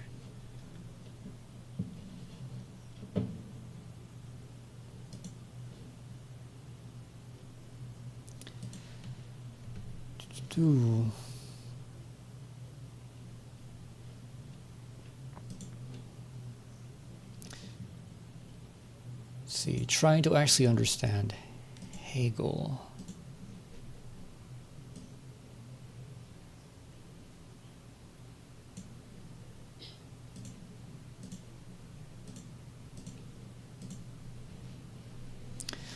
Quick disclaimer, not a philosophy student, just read this stuff for fun. I get a fair amount of philosophy generally, but Hegel keeps breaking my brain specifically. Keep it simple-ish, please. Okay, so here's what I'm actually stuck on. Hegel says if you try to think of pure being with zero attributes, you end up with basically nothing. So a thing only seems to be anything at all because it's different from other things, not because it has some content sitting in there on its own. Fine, cool. That's the part I get. Well, no, you didn't get it then. If it had content in it, there would be the difference between the content and the form. So you wouldn't just have being. Like the whole point of being is that it just is. Because everything's constructed out of the is, the, being as such.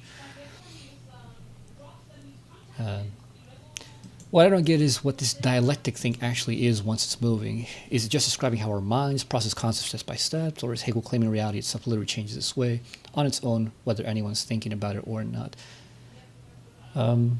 Yes, the dialectic as a developmental dialectic describes how cognition moves, from one concept to another.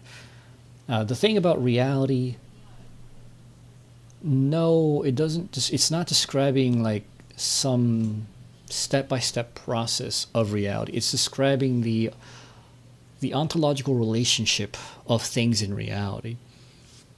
In nature, Hegel's open about certain things just kind of are there. They just kind of, Hegel himself talks about maybe the dinosaurs and fossils just kind of popped into existence in nature. Maybe nature's just kind of retarded, It's just randomly trying to embody things in the idea in whatsoever way is possible. Sometimes life appears as, organic and living, and sometimes it just appears as like dead bones, crystallized out of the earth. Who knows? So obviously in that way, you don't have matter jumping in some way and becoming living. Hegel doesn't think that. Hegel thinks that there's matter and there's life, and that these two just kind of popped in the world together. Obviously, life is material, but there's no development happening. Hegel was not an evolutionist of his own time. There were theories of evolution before Darwin. Hegel didn't accept any of those theories. And even with Darwin, I would say Hegel would not be convinced, probably. It's not impossible, but it's just like the rigor that's required for him to accept something. There just wasn't, and there still isn't a good reason. It's just hypothetical right now, still. So now the Aufhebung. Well, I appreciate the not using sublation. Should use upheaval, though. Where something gets cancelled and kept and pushed into something higher all at once, fine. But that's a description of the shape of the change, not an explanation of what's driving it. This itself assumes a lot of things about what description and explanation are. In philosophy, to this day, people are arguing about whether that's even really a distinction. People argue about whether there's a distinction between like knowing what and knowing how, for example. And indeed, when you think about it, like it's kind of pretty dubious that there could be a distinction. It's like the form-content distinction. It's kind of a dubious distinction from a certain standpoint, but on another standpoint, the distinction stands. So, if it's a description, and it could also be normative, it could also be an explanation. At what point is something an explanation without being a description? If I say, I suppose that people don't include dynamic relationship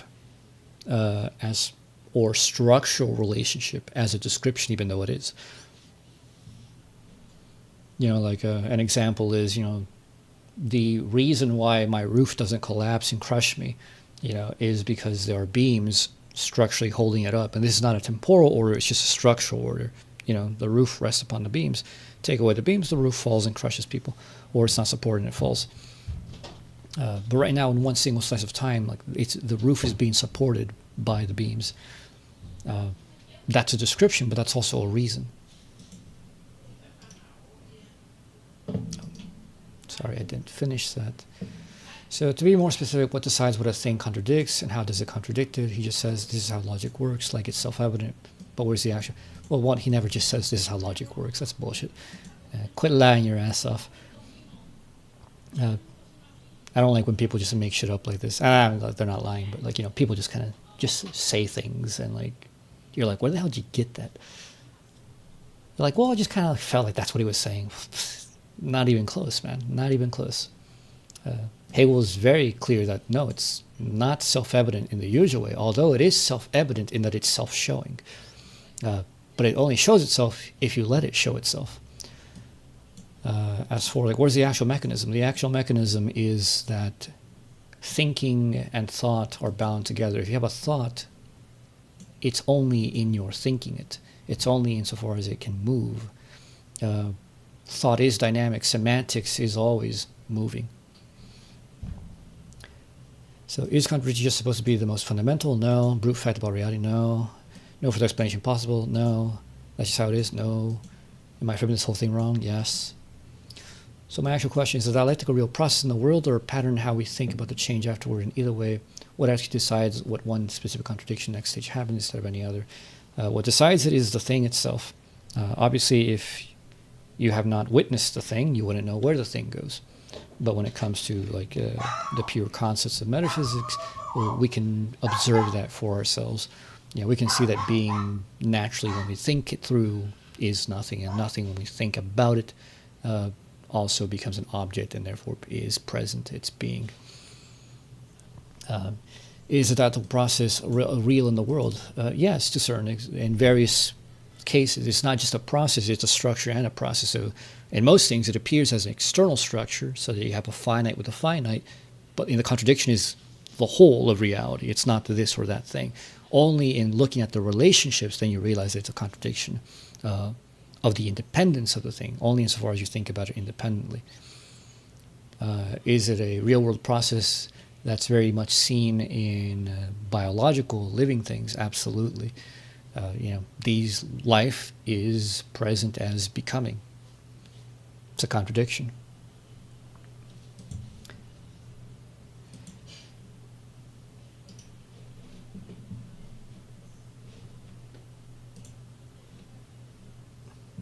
If you guys have any questions, just ask them in the side chat, by the way. Is the universe really indeterministic? As a whole, yes, because there is nothing outside the universe that binds it and would give it otherness. Indeterminism has to do with determinacy or determinateness. Determinateness is just being that is not.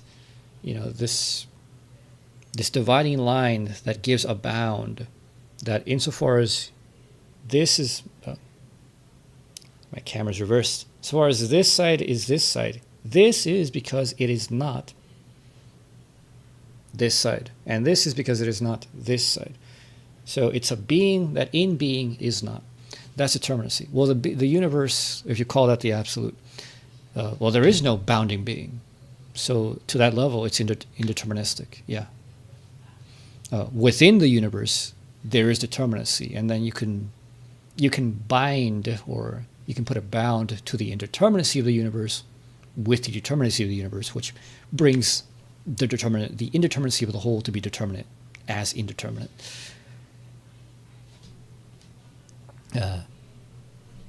Pretty clear to me, but it may not be clear to you. Like the recursion and self-predication, the self-qualification or self-determining of determinacy as indeterminate is, it's hard to really state. I think visually it's pretty clear in most examples, but also on the most general example, like it's like, a negative times a negative is a positive, right? In mathematics, it makes sense. The non-being of non-being is being, and that's just purely semantic. Like you either get or you don't.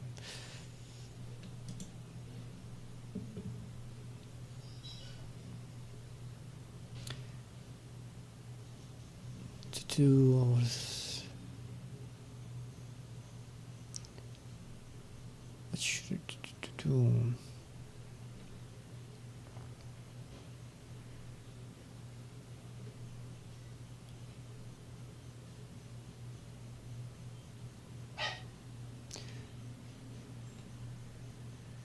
All right, this is an interesting question. How would Hegelianism even be wrong? I've been looking into Hegel, and I feel like his philosophy is self-immunizing in a way that makes it hard to make practical use of it. I think I've come up with 3 necessary ideas, however. 1. All perspectives that are different can be meaningfully united through a confrontation with the contradictions present in each one. 2. A coherent and non-contradictory theologically and logically worldview is privileged over a contradictory one. 3. There is such a meaningful, useful concept as a subject to have self-consciousness at all. Am I correct that Hegelianism relies on these principles? I also assume that these are the angles that those like Nietzsche and the post-structuralists would disagree on. How would a position other than that one disagree with Hegel? I wrote a response to this. So you can read my long response, it's in that thread. But I'll just make a response fresh right here.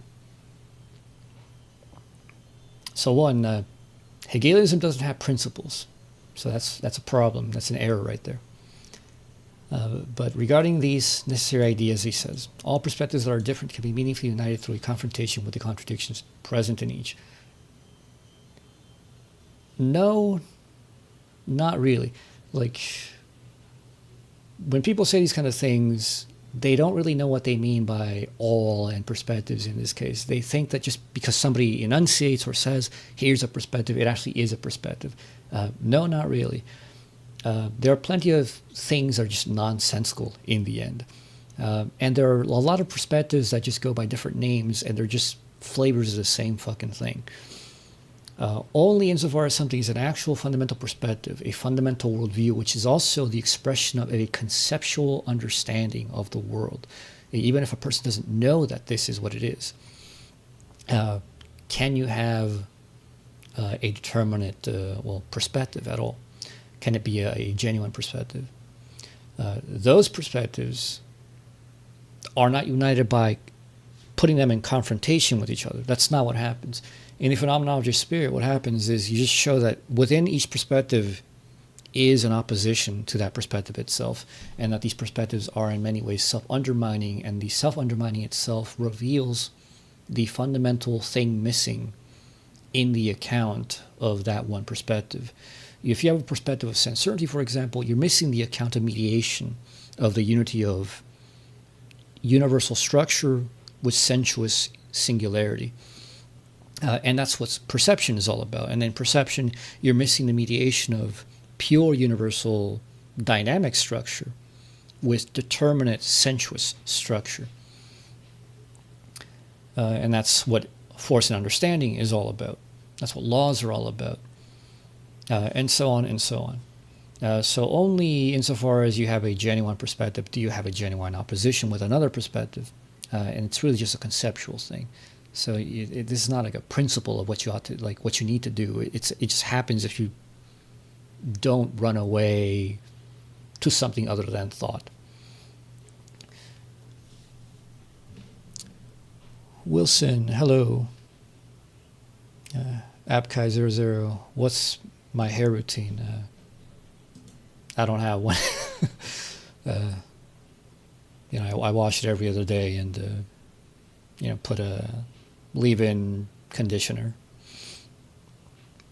Other than that, I just do a quick hairbrush and put my hair in a ponytail because right now I'm too lazy to go get a haircut. The last job I worked at, I kept my hair long to hide my earbuds. Obviously, I'm not going back to that job, so I don't need to keep my hair long. And it's hot, it's summer, but I'm just too lazy right now to like go to the corner to the last place that I got it cut. Just get it short. I should probably, because if I'm gonna go trucking, it does get annoying.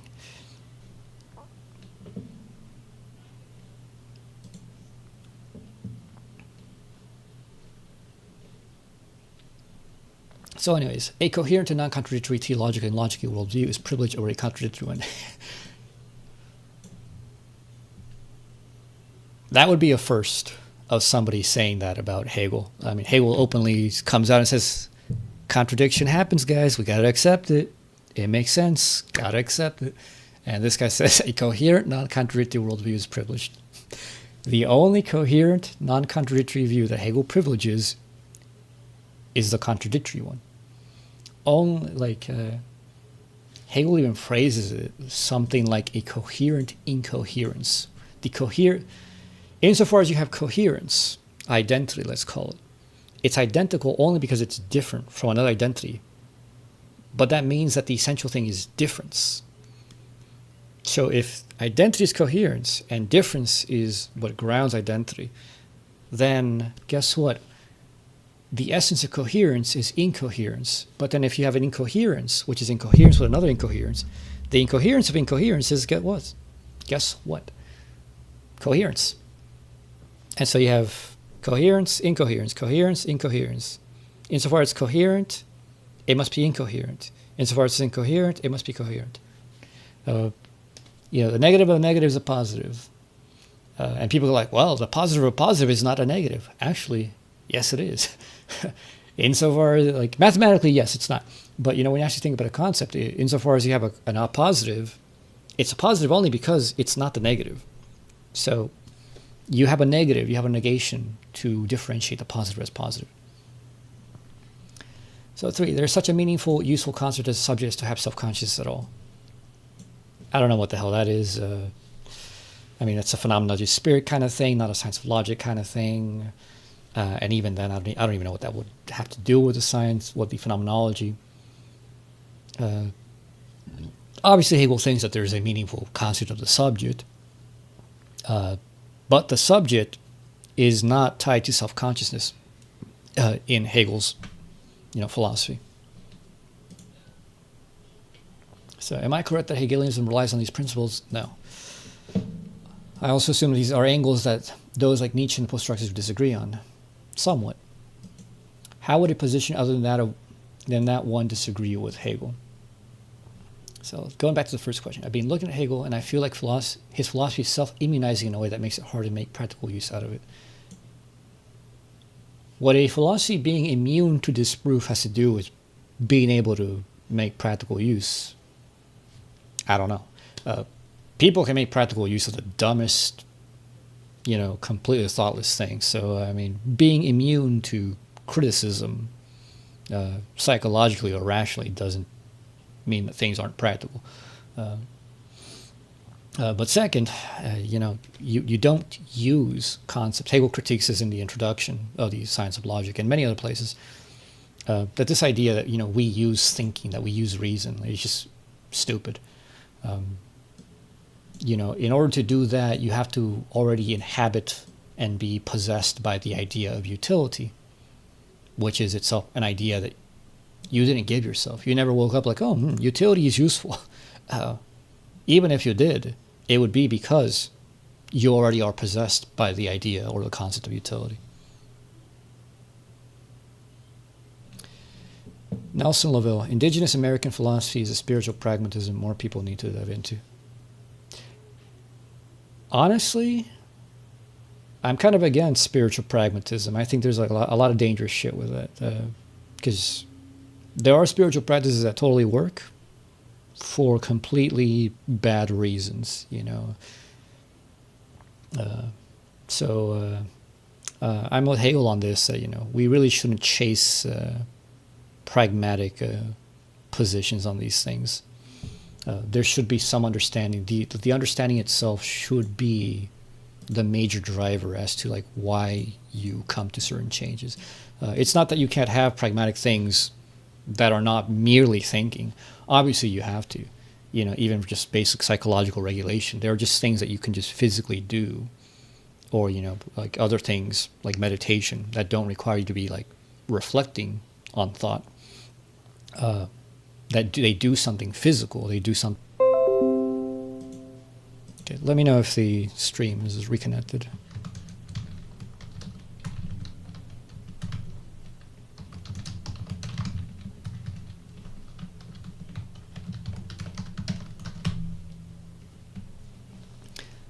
Anyways, American pragmatism, by the way, if you look at James, William James, and if you look also at Peirce, they're also very spiritual. But it's also, it is, getting into direct mysticism it can be pretty dangerous. Not in the sense of just like, there's the Christian sense that people talk about, like, you may be possessed by demons. You may be. Doesn't seem that it happens a lot, but you may be. But even if you don't believe in that, don't worry about that. The main thing is that you can be deluded. Just because you have an experience doesn't mean that any of it really ultimately is real. And just because you feel fine with something doesn't mean that you're actually fine.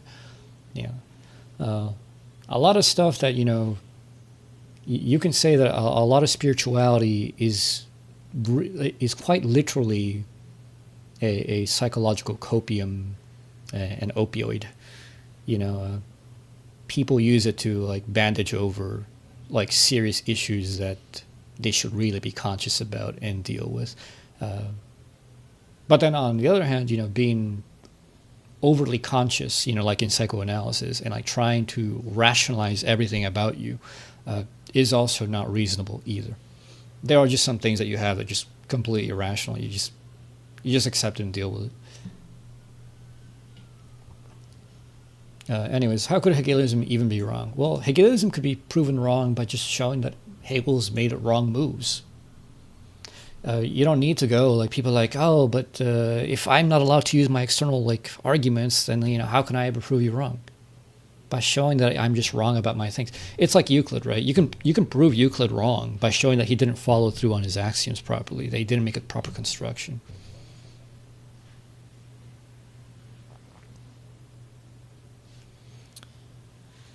That guy who exists. What do you think about Joseph Royce, who was interested in both pragmatism and Hegelianism? Honestly, I've never heard of him. I'll have to check him out. So, yeah, you could prove Hegel wrong by just showing that Hegel didn't follow his own procedures. I don't think, and I'll be stronger than this, you can't prove Hegel wrong about his view of methodology. You just can't. It is how reason actually works, whether you like it or not. And if you want to pretend that you can just begin with assumptions, well, go ahead and waste your time. It's not that you can't produce anything useful. You'll produce plenty that's useful. Most people do. And it's not that, oh, you won't produce anything novel. You can produce novel things. I mean, that's how usually most things come about. People just have an insight, it's complete and done, and they just kind of put it out there and like, oh, well, here's a new level of understanding. But when you're doing philosophy, it's a whole different issue, when you're doing philosophy like Hegel's doing, which is you really want to know, and you want to know for sure, and you don't want to be guessing, maybe. You can only do it his way, and the only worthwhile thing to be doing is saying, okay, well, did he proceed properly? Did he make a wrong step here and there? Did he make a jump here and there? And there are Hegelians who do make criticisms of that kind, including me. I think that Hegel does make some mistakes here and there. Holgate says Hegel makes some mistakes here and there. Winfield Hegel makes hell of mistakes here and there. Like Winfield kind of has rewritten a lot of Hegel's systematic works in an updated viewpoint. Like Winfield, for example, is like a liberal Democrat in the United States.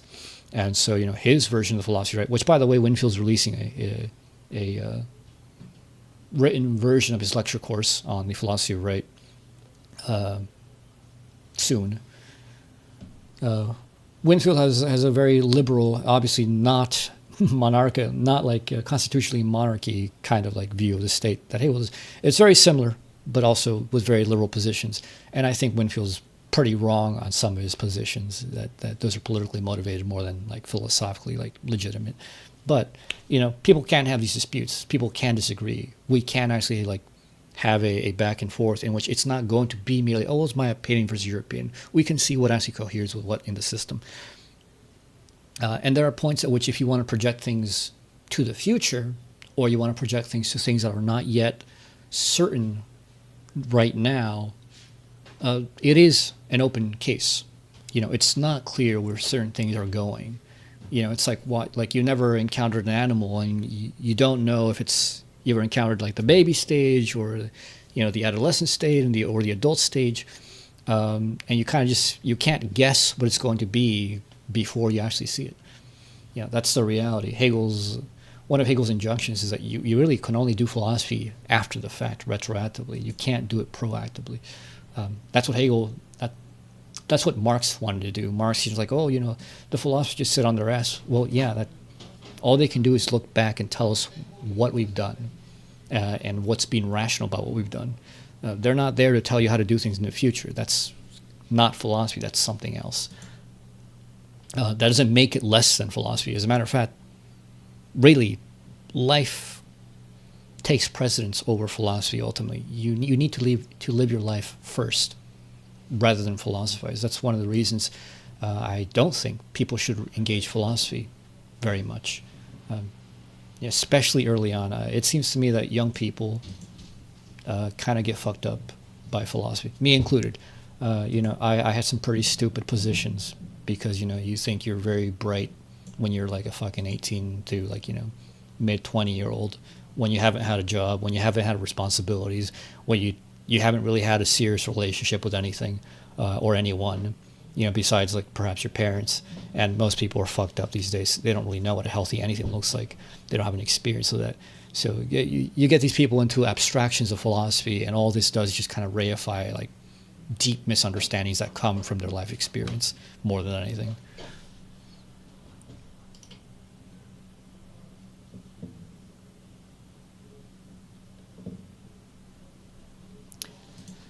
Help writing my bachelor's, Hegel Kant. So at the moment, I'm at the final stage of my bachelor's. I boiled down the thesis of my work, The Transformation Mechanics of Teleology and Hegel's Science of Logic, while pointing out Kant's antinomies in the first place. I'm just so stuck with how far back the paragraphs sit in his work. And I don't feel like I'll be able to grasp all necessary ideas for working in part that lays out this two-part logic. That's a pretty big one for like a bachelor's thesis. Actually, a guy who covers this extensively is, I think it's, I forget if it's James Crines or Robert Crines, but Crines, he wrote The Idea on the World. It's a book on, about Hegel's. I think it is James Crines. Let me look that up real quick.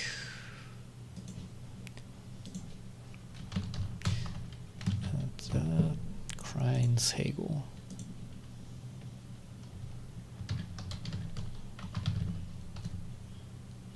James Crines. So just look up his stuff. He's really good on that.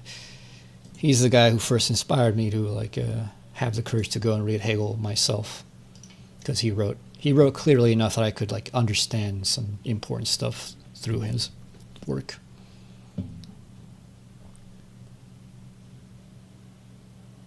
Is Marx really the culmination of materialism or a reconfiguration shaped by German idealism?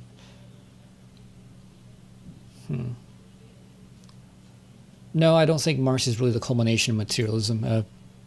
I think Marx, to his credit, was ultimately necessarily more than a materialist. You could say Marx is really the more vague category of naturalist. And naturalists call themselves naturalists precisely because they don't like the limitation of just oh, well, maybe it's all just physical matter. They kind of leave it open, maybe there's something else, maybe there's some other structure, but naturalists generally also are not theists, right? They don't believe in, and they're naturalists as opposed to supernaturalists, whatever the fuck that means. I don't think they have an actual concept of what the hell that can mean. Because every time something presents itself in nature, they just go and say, well, since it's present in nature, it must be natural, without defining what natural actually is. So without defining what nature is, you can't really define what supernatural is. But once you define nature, the whole naturalist position, you kind of really locked yourself into something that you don't want to. It kind of defeats the entire strength of naturalism, which is kind of the slimy, middle position that you can and pretend that you're actually coherent in saying something.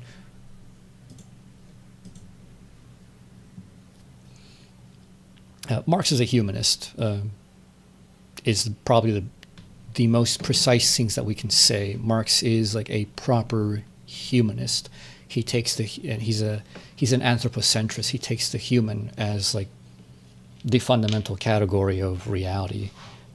And Marx is at his best, closed up within the human world, human history. Marx doesn't really talk about natural history because history is only human history. Sometimes, particularly Engels veers into the natural, naturalist position, and it leads to a lot of stupidities. But Marx was not a philosopher. He was not a systematic thinker of that kind. And so when you look too closely at Marx's philosophical and metaphysical commitments, there is a lot of wiggle room because he's inconsistent.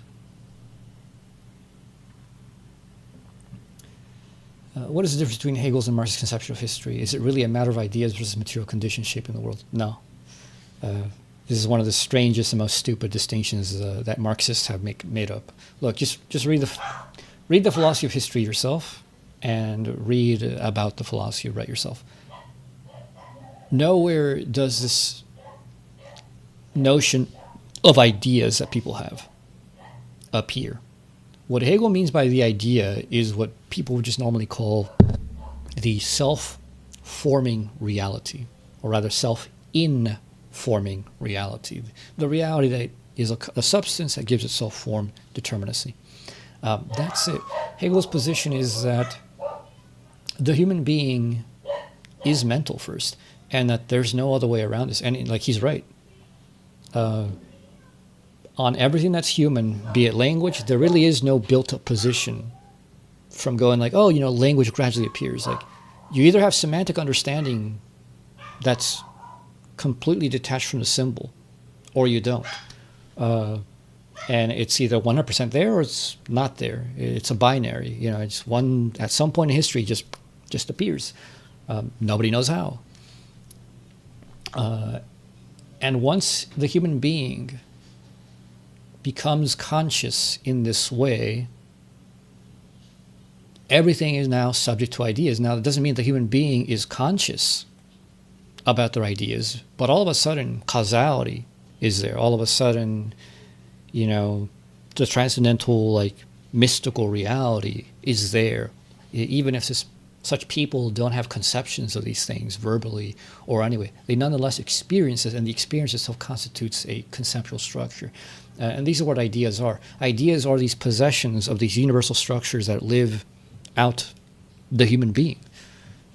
And so some people just kind of have tendencies one way or the other. Some people focus on the singulars. Some people focus on the general abstractions and the unities. Some people are more social. Some people are more, hermetic, like a hermit. And Hegel just puts this, well, there are societies. So some societies just have a certain kind of principle that they're dominated by. And I think Hegel makes a pretty damn good case of exposing how each major world civilization does have a principle that, to this very day, informs like the fundamental way that people view the world and experience it. Modernity in India and China and Japan and Southeast Asia, it's not like Western modernity. They can have all our technology, they can have all our information, but they just don't view the world the same. And that's what an idea is. And you can chalk it up to like material conditions. Hegel himself, by the way, does chalk it up to material conditions. Hegel says like, well, look, some ideas seem to just naturally be suited to certain conditions. Certain people like in Africa, why didn't it develop? Well, hey, Africa's a lush jungle, there's a lot of food, you don't have to work too hard, so you don't have to think. And therefore, the principles by which these people live are just, they don't really have many, or any at all, in many cases. Egypt in a certain way, the desert religions of the Hebrews, there are certain things that go along with that. But Hegel goes so far and says, well, these things exist fundamentally because they were posited by the world spirit, God, to create a certain path of embodiment for a certain kind of people. Maybe you don't want to believe that, but nonetheless, like Hegel does mean ideas in like this deeper sense. It's not just what's in your head, which is what Marxists misunderstand.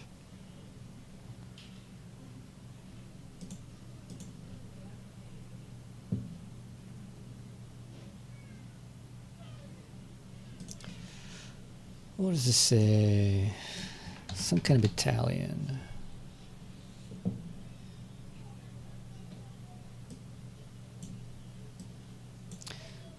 See, I've started reading Hegel's Phenomenology Spirit, and I'm working my way through the preface. However, one term that keeps coming up is concept, which Hegel uses very frequently, and this is hindering my reading. This is because I don't understand which concept he's referring to, and above all, whether he assigns this term a meaning of his own or follows the standard definition of concept. Could someone explain this to me? I have my commentary on the preface. You can go listen to it. You should listen to it. It's the best one. Probably not the clearest in like the familiar sense, but it's also the clearest in showing you that there's a hell of a lot of structure, deep structure going on in that preface. That's pretty damn nice. Hegel uses the concept in a regular sense. The only time you should get a sense of, wait a minute, there's something odd here, is when he says the concept. And he does say it in ways that just kind of notes you like, this is not normal. This is something different. And he says things about the concept, which are clearly not normal to like how we talk about concepts. The only way to understand this, quite frankly, is just let go of your preconceptions, pay attention to what he's saying, and look for this form, this structure that he keeps repeating, and he repeats it a lot. So I mean, like, there's no shortage of like trying. What is this called? Yeah, you gotta induct the concept out of these specific examples. Sometimes he just gets straight out gives you the structure of the concept, but since if you're a normal person, a common person, You don't talk in like the technical lingo that he talks in, which is not abnormal technical lingo within philosophy, but it probably is abnormal in the everyday talk. All you can do there is just get used to it, slow down, look up words. One of the biggest things that I critique people for in failing to do this is that like they either pretend that they don't know basic language and that they just understand nothing, or that they pretend that the basic language exhausts what he's talking about when it clearly doesn't. But he knows that you don't know all of that, so, you know, some of it's intelligible, some of it's going to be unintelligible. But for any good reading practice and any good book, even an art book, when you're genuinely learning, that's the experience. You're going to get some of it. You're not going to get some of it. And that gives you a goal to come back later and go like and to reread things and realize that you understand more and more. You get a hang of it more and more. Give me a second.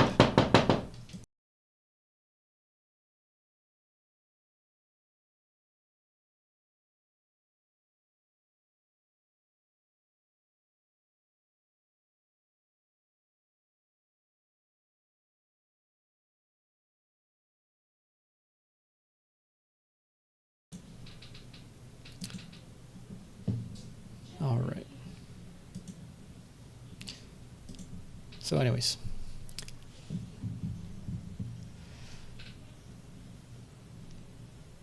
I want to read Kant and Hegel. See, I want to be able to read Kant and Hegel, but I don't know anything about their philosophy despite videos.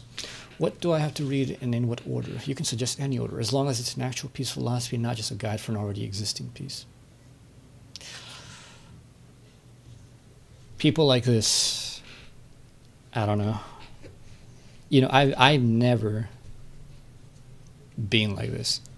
I've been gung-ho, but I've never been this gung-ho, you know?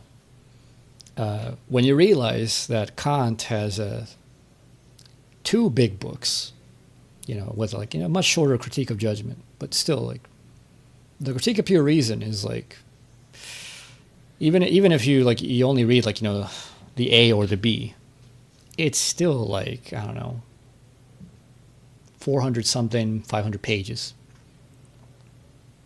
You know, the critique of practical reason, it's also pretty lengthy. And like people who've never read philosophy don't understand that when you read somebody systematic like Kant or any systematic thinker, it's not a book, it's not a novel.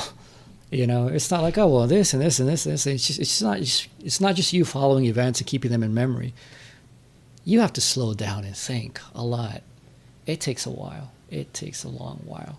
And if you're not like actively writing out these things and keeping them in track and making sure that you understand each step, I don't know what the worth of it is. I mean, yes, you learn something. Undeniably, people learn something even on superficial reads. But to me, it's just like, what's the point? You know, like that's just like rushing through a math textbook. You know, and what do you get out of it? I mean, okay, you solved a bunch of equations. What'd you learn?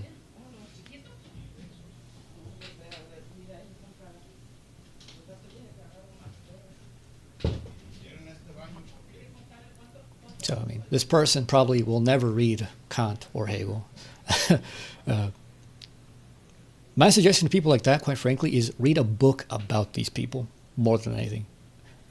You'll get more out of it because these people on their own are just like their work, literally their work. You're supposed to work through their books. You're not supposed to just read it.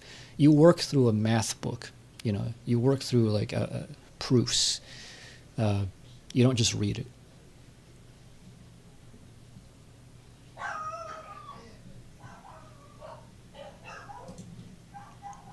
Let's see, a guide map for Hegel's philosophy for Marxists. I've been reading Marxist theory by myself for almost a year, whenever I get time. Been there, done that. I have read a few of Plato's dialogues, including the Republic and Nicomachean Ethics of Aristotle. Shamefully, I have not read the full Republic. I've only read about I think a third. I have read the Nicomachean Ethics, though. I'm very much interested in philosophy, but I'm a complete beginner. Can someone help me with a guide or map of books on philosophy to understand Marx's philosophy and his critique on Hegel's philosophy and Hegel himself? Because obviously, I'm from an accounting background, so don't expect me to know a lot about philosophy. It's my side interest. I just follow the map slowly by reading books. Thanks in advance. Respect that, somebody's interested at all. But also, there is a kind of delusion that people have about what this stuff is and what it's for. My view of reading this kind of stuff, be it Marxism, whatever, you want to understand the world, don't you? I've never been this kind of person who goes and gets into just ideas for ideas' sake. I don't find that interesting at all.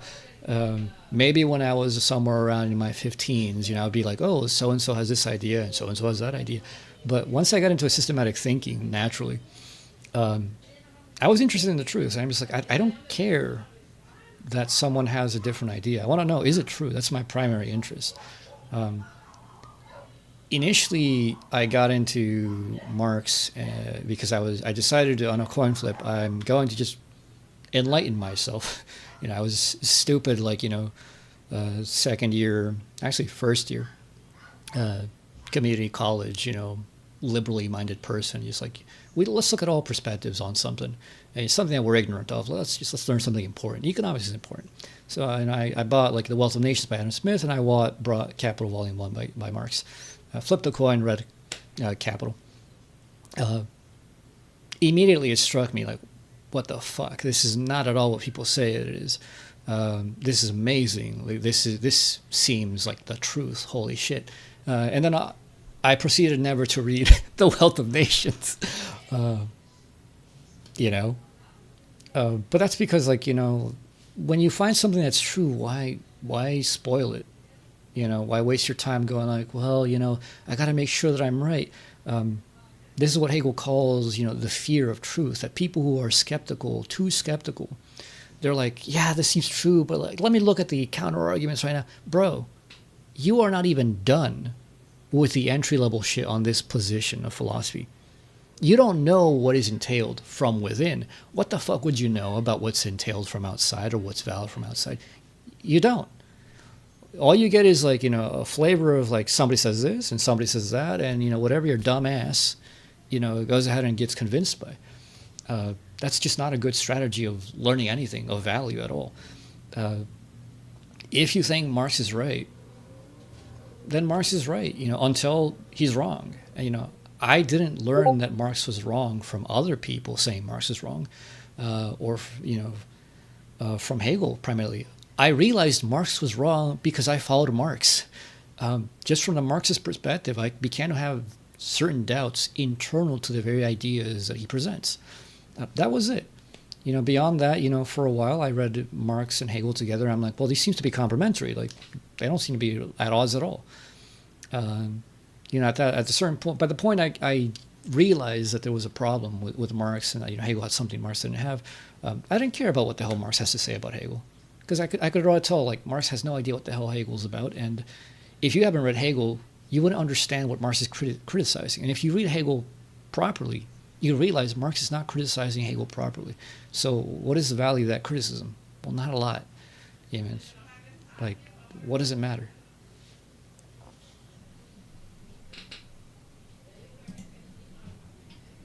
So just don't waste your time, spend your time on true shit. Don't waste your time on so-and-so says this and so-and-so says that. If somebody's wrong, they're wrong. And hopefully, just when you're sincere with truth, I think you always find out one way or another. I've never gone to the position of let me, stand back from my beliefs and be critical. Critical thinking is for stupid people. Let me be frank. Because what's called critical thinking is you go to somebody else's opinion on something that you haven't thought about yourself. And if you haven't thought about it yourself, how would you know that somebody else's thoughts are valid about this thought? You don't. Any tips on how to read Hegel, specifically Phenomenology of Spirit? Read the Science of Logic first. First 2 chapters, at the least. Figure out how those work, and then you're good to go. You'll see what I mean. Hi, I want to prelude this by that I read quite some of Hegel's predecessors, such as Kant. All 3 critiques and other major works like Prolegomena, Ground Matters as Morals. Whew, that's respect. Fichte, The Science of Knowledge, and F.W.S. Schelling, System of Transcendentalism for the first outline of philosophy of nature, and of course, pre-Kantian figures that steer the flow of historical discipline to Kant. Much respect. Assuming that by read he means, actually understand. A lot of people just read. I don't respect people who just read. But let's give them the benefit of the doubt. Of course, none of them are plainly easy to read, but it was just a matter of concentration and getting used to, not just their writing, but of course the way of thinking they follow. So eventually all the systems and insights became clear to me. All right, that seems to be a good sign that they actually did read.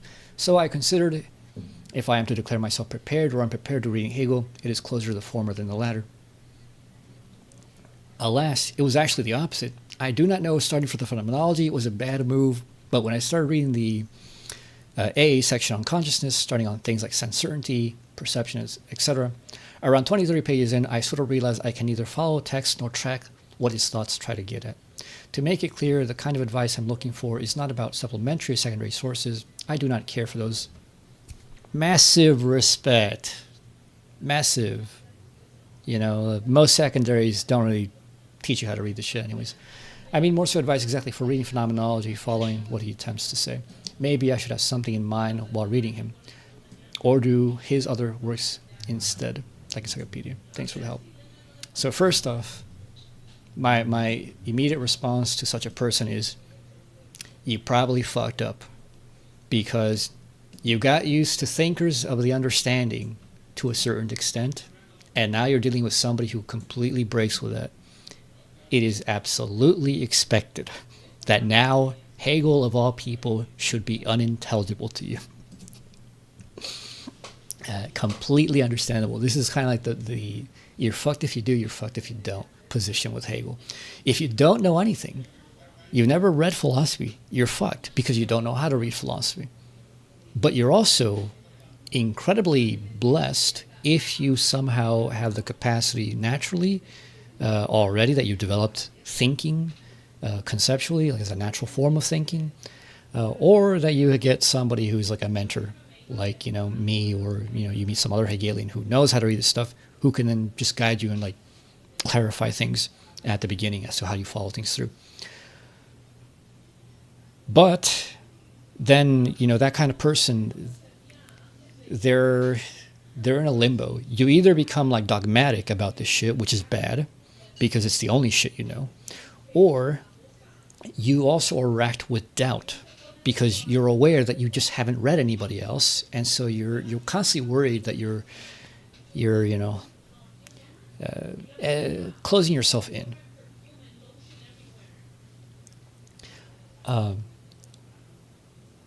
And so you kind of feel, that lack, that you need to go and read all these other people to find out, maybe they have something Hegel doesn't. Maybe, Hegel's wrong about them. And eventually you should. You should read at least some of Kant, some of these prior people, and see, if what Hegel says about them ends up being true. Not always. Not in the way that you would think. But also, if you take seriously, I need to prepare myself to think about this, you've also fucked yourself. Because you don't know what to expect with Hegel, and by the time you get to it, like I said, you've kind of ingrained yourself into a very specific mindset, and now Hegel completely goes against that. Damned if you do, damned if you don't. Probably the only thing, I don't know if I responded to, did I respond? No, I did not.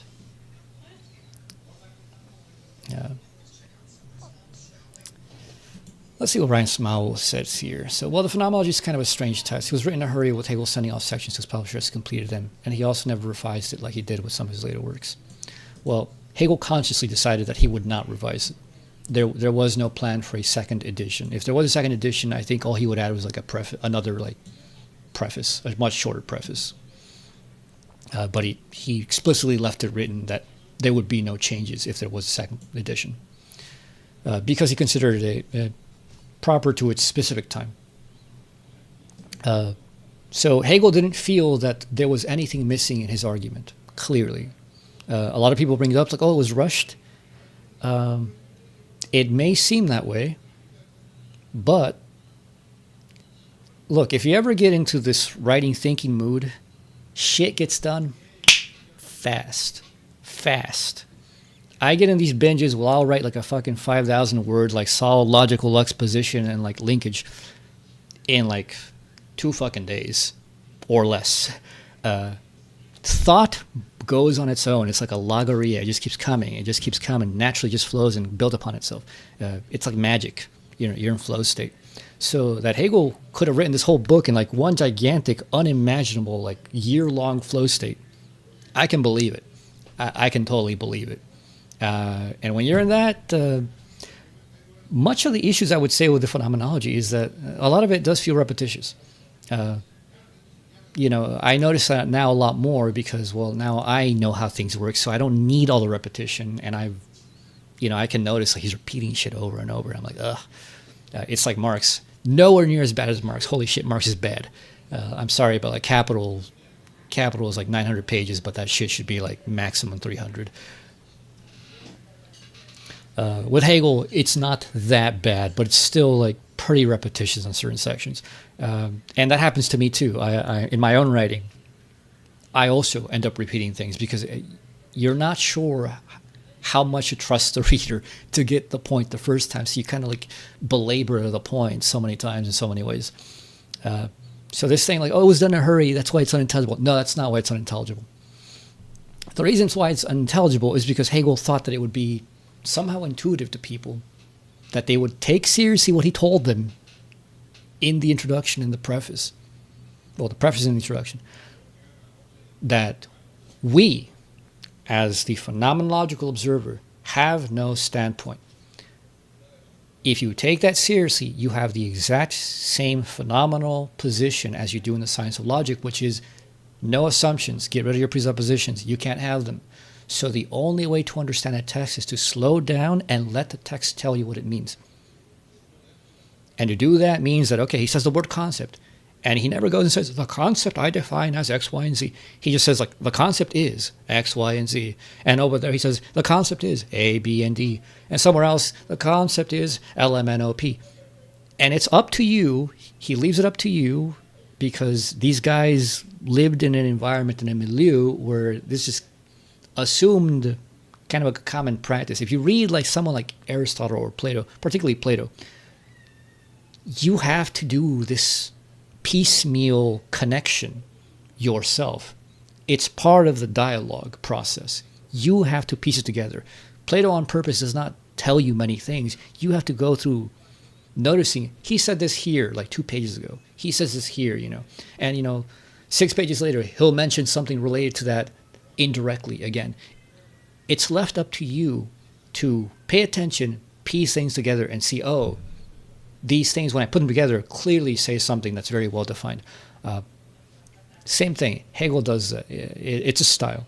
It's a style that sucks for you if you don't know, but it's also great if you're just an intuitive, natural, like passive intaker who just lets things be.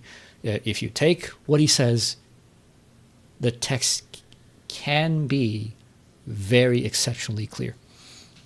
And it will also eventually dawn on you what's going on and why. He even explains it. He explains it so clearly, too. In the introduction, he tells you exactly how the movements work, like as a structure of consciousness. And then if you pay attention to the specific dialectics within each consciousness, it's also very clear what's going on. You have a flip always going from object, subject, form, content, flipping. You go to form, content, form. And it goes semantically. It goes by the understanding, like, look, if I got a thing in itself, then there has to be, it's not being for me, but it's a thing in itself for me. And, what am I? And so you naturally move from one concept to the other.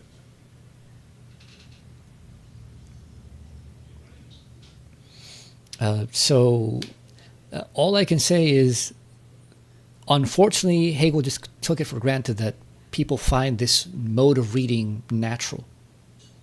It's not an issue with the thinking.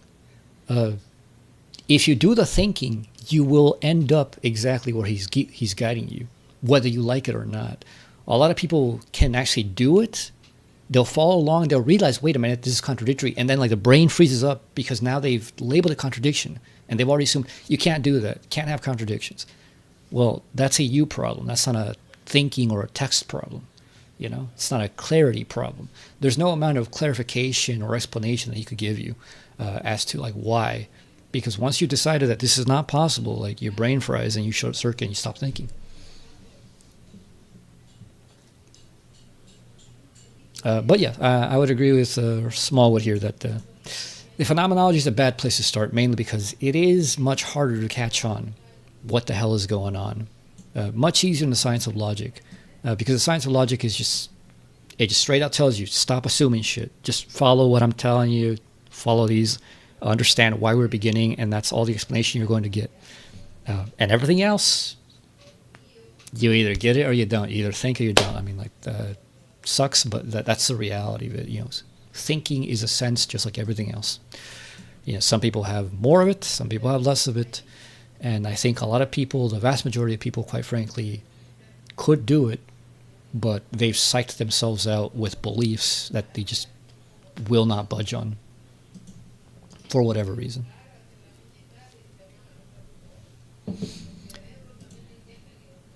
Are there living philosophical traditions outside the Western canon? Hegel famously says no. I will say that the Indians certainly do, like unquestionably so. Especially like on like certain kinds of logic and whatnot. But it doesn't seem like they were very interested in the principles that much of that. Though they have like different metaphysical principles, and they're like they don't have terms like they don't use like their own form of being. They talk about like consciousness, substance, all these things. You know, Satchitananda. It's more like Hegel says it's not quite philosophy because they still rely on these religious terminology, and philosophy was directly tied to religion. Even if you were an atheist, you still believed in these spiritual things, and people still did rituals and whatnot.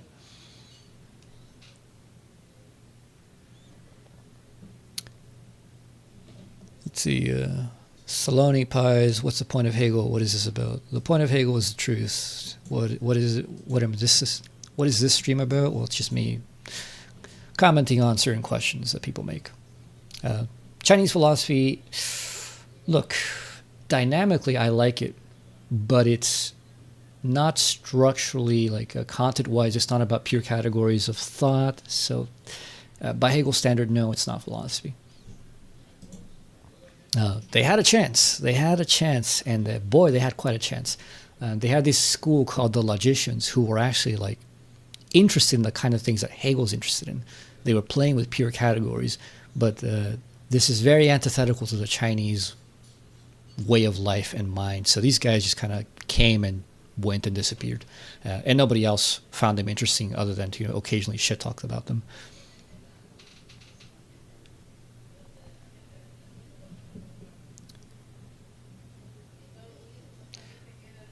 Where to start on German idealism? Schopenhauer. Why is Schopenhauer included in the German idealists, man?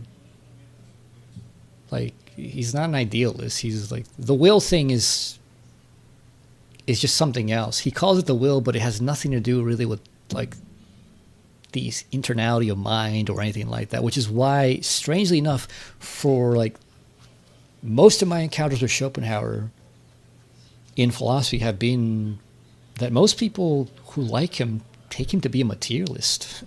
Most people are like, oh yeah, the will is just like, blind forces of nature.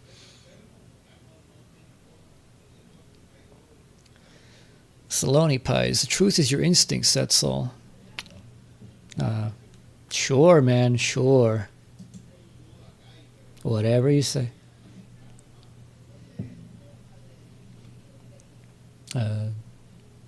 Kant is an idealist. Kant is a transcendental idealist. It's usually not what people include in German idealism. What's the hype behind Hegel? Context. I started reading Hegel because he's been hyped up for me for years at this point. I'm very new to reading philosophy, but after my first attempt at reading a philosophy book being of gravitology, I find his work surprisingly comprehensible. I finished the introduction to phenomenology, and my questions aren't related to interpretation, but rather understanding why people like Hegel, because I'm finding him remarkably unconvincing. Well, all right, let's see. I am aware that Chapter 1 gets into sense certainty, so maybe I simply haven't reached his justification for this position yet, but I find his counter-argument to Kantian skepticism remarkably unconvincing. The mental process of dialectic he describes, while flawed, is generally accurate to my understanding of reason, particularly the parts of the process involving observing the notion and arriving at the absolute, though I disagree that we truly arrive at the absolute through negation. My issue is that it doesn't solve the issues Kant had. If our reason and observation are fundamentally refractions of reality, which he disputes, but in my opinion fails to disprove, then it doesn't really matter that if the process is valid when that process is marred by the refraction. It is certainly closer to the absolute than mere observation of the notion without negation, but I don't see it as the absolute. Well, whoever this person is, I'm sorry, you're wasting your time reading. Look, the introduction is pretty clear. And it is an astoundingly simple, quick, and devastating argument. Hegel's position is, okay, and Hegel's not the one who came up with it.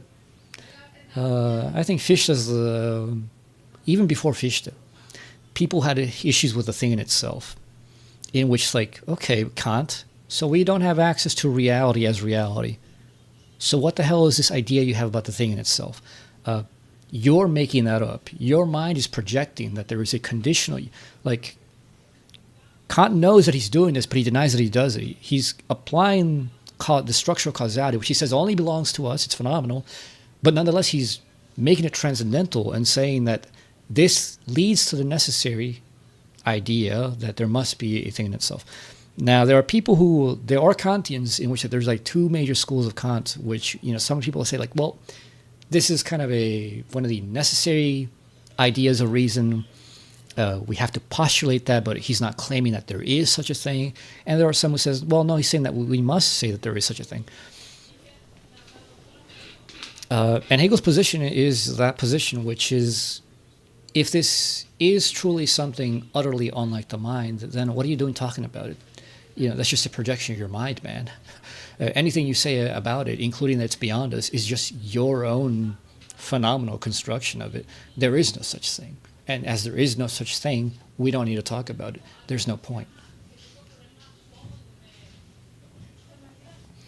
So, you have Code 99. Antonio, some time ago I saw you made a comment that I thought was satire at first, but it was seemingly serious. Specifically, the comment starts with, in Hegelianism, 1 equals 2 equals 3 equals 4. And that ends with, no other numbers exist, and all arithmetic is close to these numbers. I'm sorry. Well, I did say 1 equals 2 equals 3 equals 4. I never said that no other numbers exist. I said that that's the minimum, quantitative relationship, if you want to make it a number. 1 is 2, because to have 1, you got to enclose it. But if you close it, you got the center, the inner, and you got the outer. So guess what now? You have 2. You have 2 entities. You have the being and you have the non-being. There you go. And then you have what? The relationship.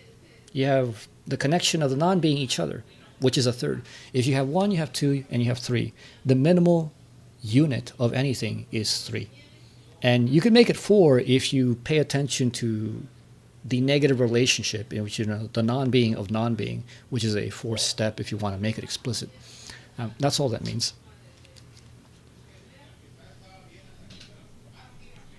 So anyways, the thing in itself is just a projection of our own reason. You can't prove otherwise. That whole issue originates in reason, for reason, and it's only a problem because we think.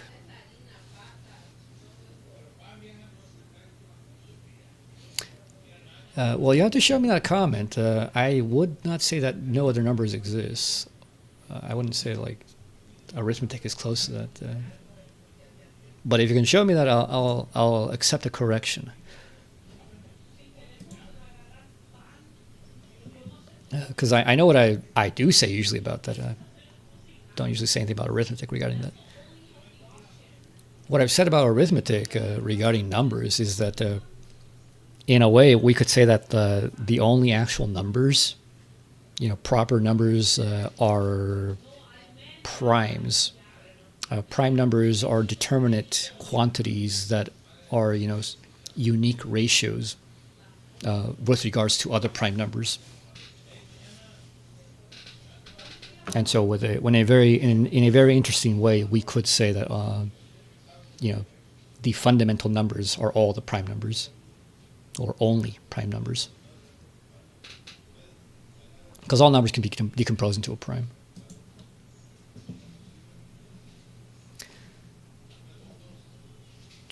So I agree with this assertion that the process of philosophy is not a process of purely negating old philosophy, the comparison of blood of Bloom, blah, blah, blah. Even if I were to disagree with some of his ideas, he may have others that I find interesting, or through disagreement I may develop my beliefs more. My issue is that Hegelians have asserted to me that he was right about almost everything, and that his philosophy is crucial to understanding epistemology as a whole.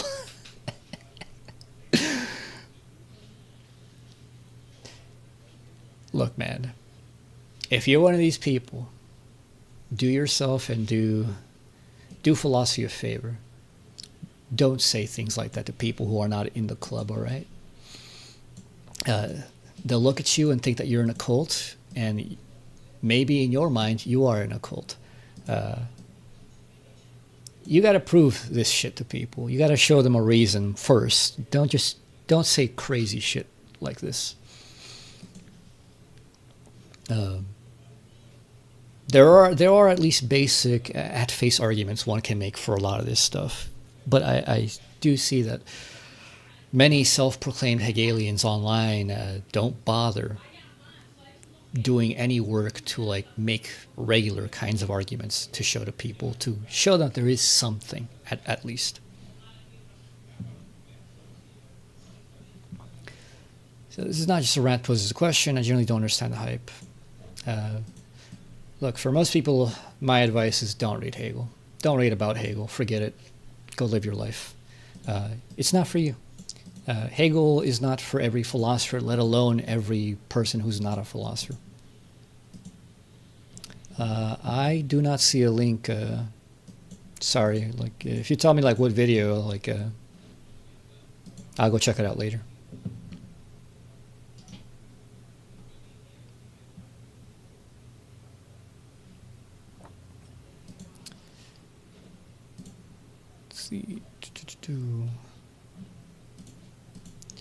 Can someone help me see what I'm missing about Hegel's dialectic? Before I go on, this work by Hegel is considered to be the big idea of the genius himself, but is it actually usable, operational?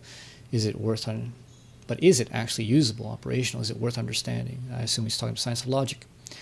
Okay, forgive my incomplete knowledge. This will likely be messy. It's my understanding that although he was a triadic thinker, he never actually proposed the idea of synthesis, so the three-step sequence of understanding his dialectic is an oversimplification in many ways. That it is more than one thing and an opposing thing, followed by calibration or optimization between the two, resulting in a third thing, which is the synthesis. Hegel in multiple places explicitly says the structures that you see, be it in the headings, in the phenomenology spirit, or the science of logic, they're just pedagogical. They're not inherent to the process of thinking. They're helpful little pointers. That's all they are. The three-part movement is just a helpful little pointer. It has nothing to do with thinking. In the phenomenology, somewhere in Revealed Religion, he explicitly says, most of the time I express it as three. Sometimes it can be four. And he says there could be arguments for, 5 or more, because it's a matter of presentation. 3 is obviously the minimum for the 1, 2, 3 relationship. Minimal structures of ontology, let's say. But if you want to complexify it, you actually can. It is more complex than just the 3, if you want it to be. If you want to go into some serious detail. So, but it doesn't matter. None of this is inherent. It's in our Hegel. I would not know, man. I don't remember making such a thing. Let me look.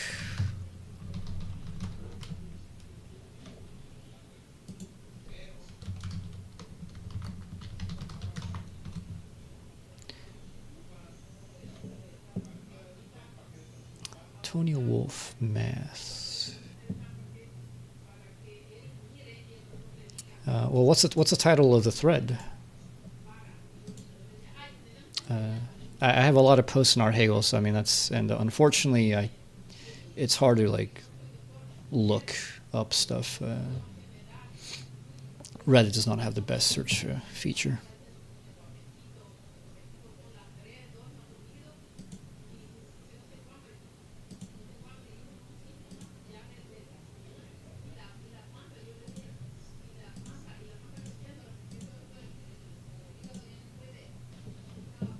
Well, you have to tell me like what the title of the thread is.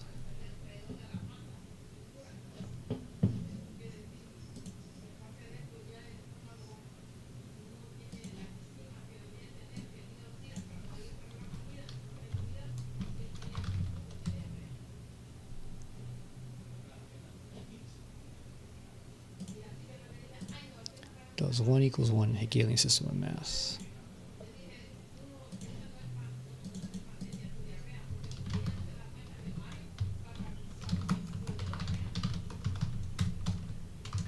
For one, there is no Hegelian system of mass.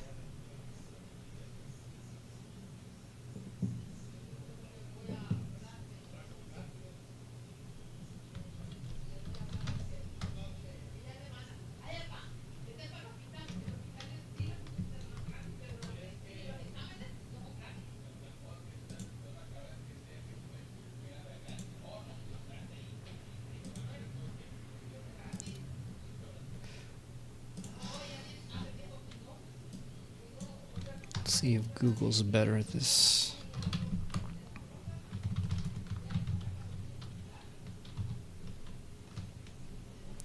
Because it's not coming up on the Reddit search.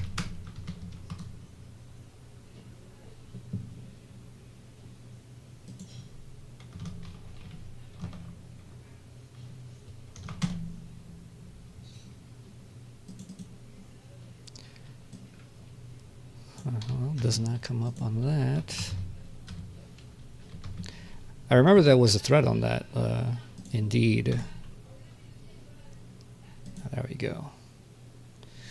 Puzzles. What did I say? Coffee. So in Hegelianism, 1 equals 2 equals 3 equals 4. To be 1 is to be determined against another one, which is 2. To be 2 is to have the relation of both, which is 3. To be 3 is to be the mutual negative relation of both, which is 4. No other numbers exist, and all arithmetic is close to these numbers.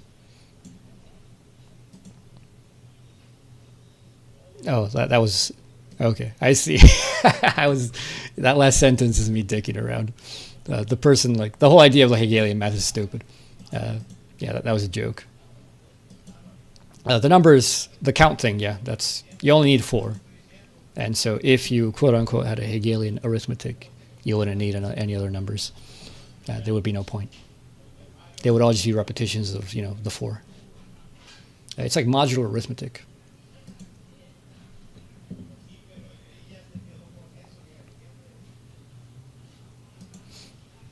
So, all right, yeah. I did say that, but I did not say that in seriousness.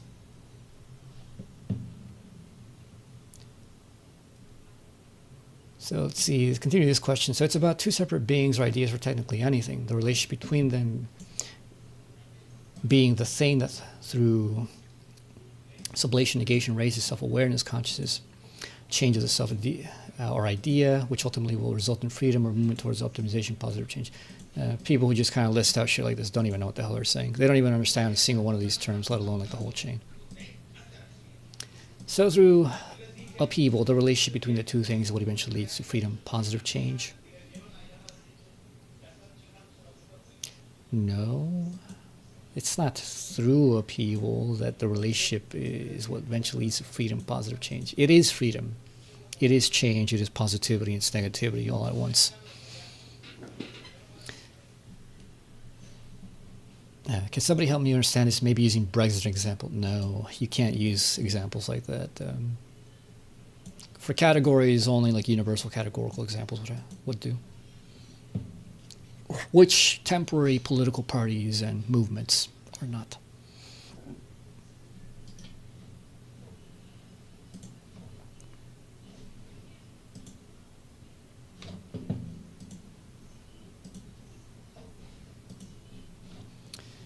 So, all right, Hegelian left and right.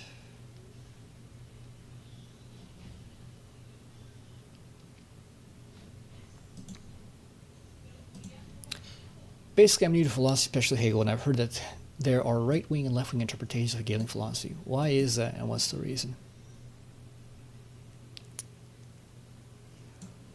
This is completely misrepresented. So-called right-wing Hegelians were just the theological Hegelians.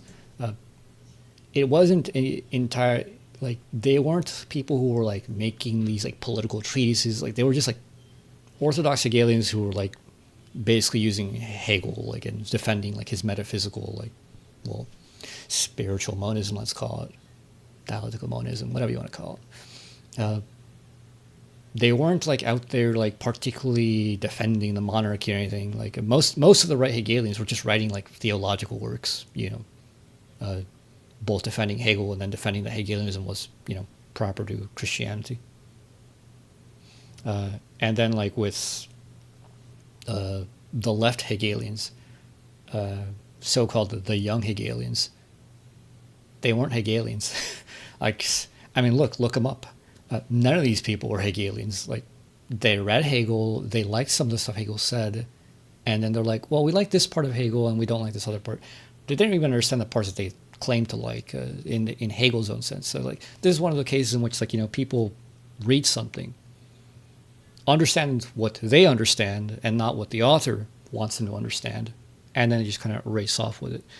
The only quote-unquote left Hegelian, the closest thing, properly speaking, was Marx. And it was late Marx. And it's only because, well, Marx wrote Capital. And the Grundrisse and Capital are extremely close to Hegelian science. Not perfect, but still, like, the best execution of Hegelianism outside of Hegel, and the most influential and important, quite frankly.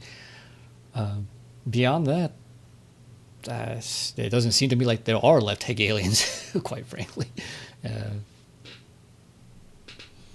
There are more after Marx. There have been, what are those called? Marxist humanists, for example, like Raya Dunayevskaya. She was like kind of more like of Hegelianizing Marx. I don't know about any of her work, but you could probably consider her left. Well, obviously she's left. She's a Marxist. There's probably a bunch of other people, quite frankly, but I'm not really interested in those people, because at a certain point, if you're not like building off the system or doing something internal to the system, you're not really properly, working within the system of truth. You may be doing something interesting and something important, but it's up to somebody else to figure out how what you're doing really actually slots into what Hegel's doing with concepts.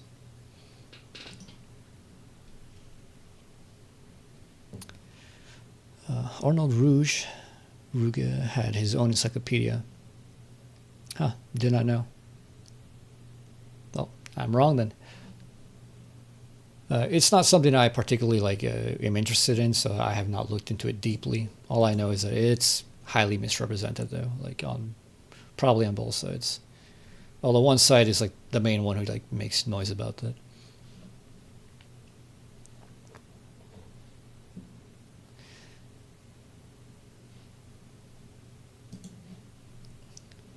Can anyone help me answer this question about the totalization of worldly experience in theory as opposed to literature concerning itself with singulars? In Hegel, Marx, and Weber, there's an attempt to understand the entirety of worldly experience, law, labor, socialism, and so on, through one key idea, be it the movement of history through worldly transformation, the discovery of labor as value, or the institution of everyday work as a form. It's hard to say Hegel's using one key idea because, it's reason. Reason is the one idea running through everything, unifying everything, and differentiating itself through everything.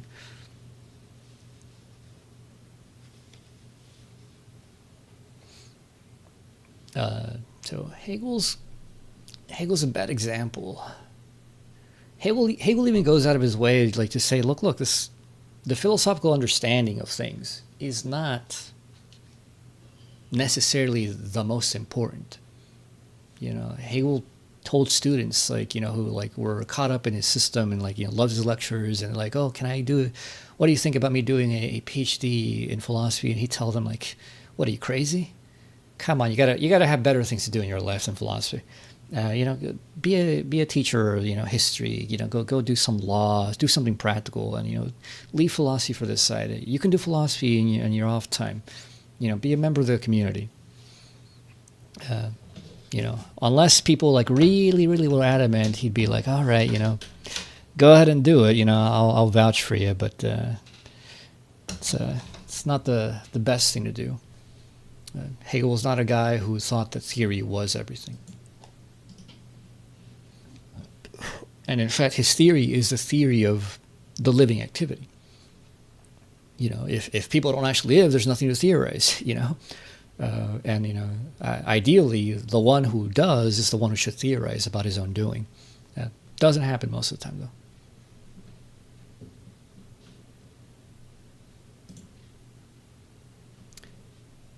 And one final question. Is Hegel just doing Berkeley metaphysics or Berkeley's metaphysics? Hegelian epistemology question. I'm reading through Phenomenology Spirit, and I keep getting stuck around the beginning of the self-consciousness section. I'm really struggling to understand how Hegel differentiates himself from just a transcendental Kantian theory that is a genuinely unique metaphysics while also not being typical idealism. For example, a rock. From how I understand Hegel, we take in the phenomena, and then we create some criterion on what counts as an object. After some dialectics, quote unquote, we realize our criterion is insufficient and develops into something more. However, apparently all three of my thought statements, the criteria I had, and also the object changes in this process. How does the object change this dialectic? Okay, Hegel could have phrased this better. Absolutely. It's explicit in the introduction, but it's not explicit enough. The object is the category of the object. We're not dealing with singular things. It's why in sense certainty, specific things don't matter. In perceptions, he gives occasionally, the soul, these other things. Hate these quick DCs. Let me check. Is the stream running? Okay, stream seems fine. Anyways, so occasionally he'll give examples cubic salt, it's bitter and, hard and whatnot. The point, however, is not the salt. The point is the categorical relationship of he says here's the thing, here's the one, here's the negation, here's the also. Those are the objects in question. It's not this particular thing at all. It's the category of the thing. And that's why talking about when I experience a rock, just because I think about it different doesn't change the experience. Think about it this way. If you really believed, for example, that say you had an experience like a psychedelic experience or a mystical experience, and you believe that even rocks have consciousness, right? And or that within rocks there is an elemental dimension of earth, in which entire being civilizations and universes exist, that move in a different way to us. Your conception changes the way you relate to that thing. That thing really has changed phenomenally for you. I mean, Heidegger's whole thing about our attunement to the world. I don't know if that's a specific Heideggerian technical. Oh no, I might have disconnected. Okay.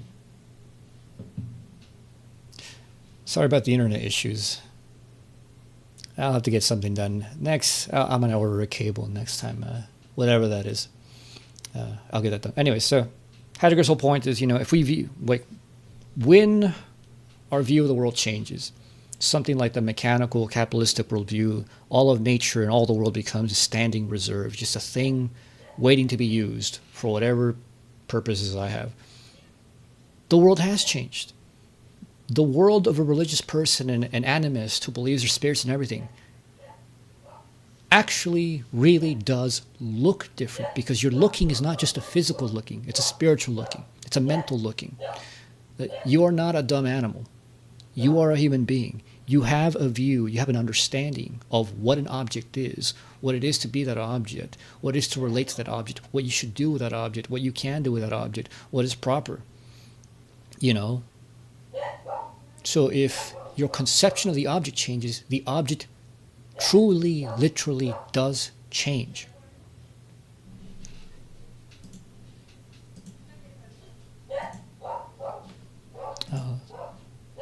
No sound?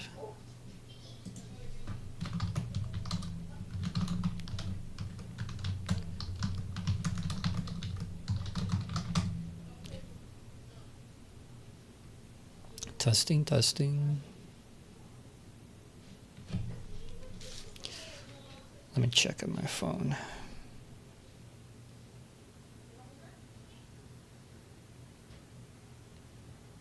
Okay, other people are getting sound.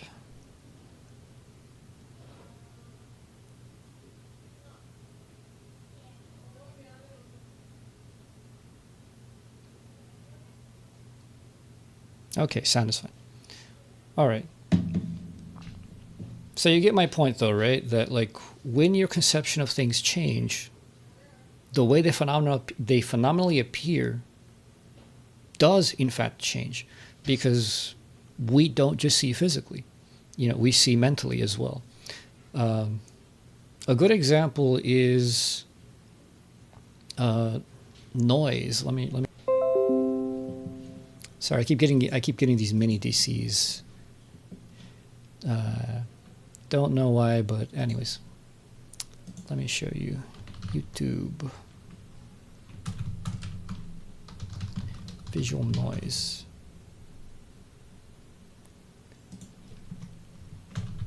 Oh, dynamic QR code. Actually, this is something that's done, by the way.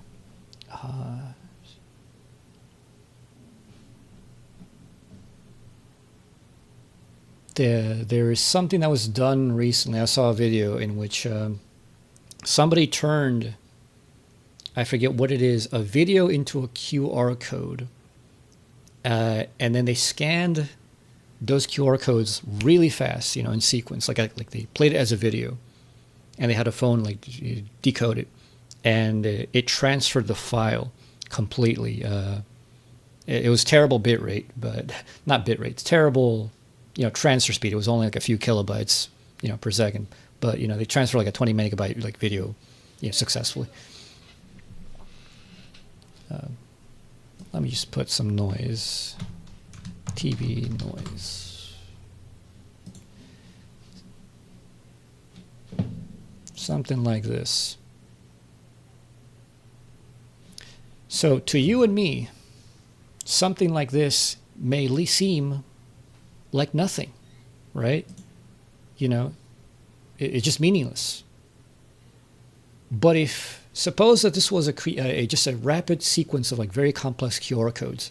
For the person who knows what QR codes are, they will look at this and actually have the thought, maybe that's a QR code. Let me scan it.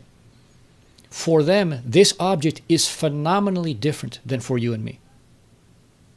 That's the difference. So even on a regular everyday level, not even just speculative concepts, on a regular everyday level, it is absolutely true that if your concept of an object changes, the way it presents itself to you, the way it appears, the object itself must change. It's inescapable. For us, this may be utterly meaningless. If you're somebody who doesn't know anything about that, it's just noise. But for somebody who does know about it, this is a treasure trove of information.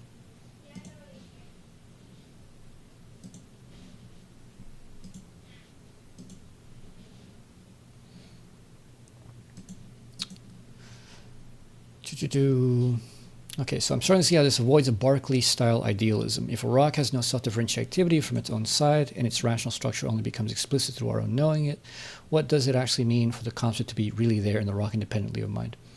Well, that's a misunderstanding. So if the rock is actually a real thing, it will have self-differentiating activity.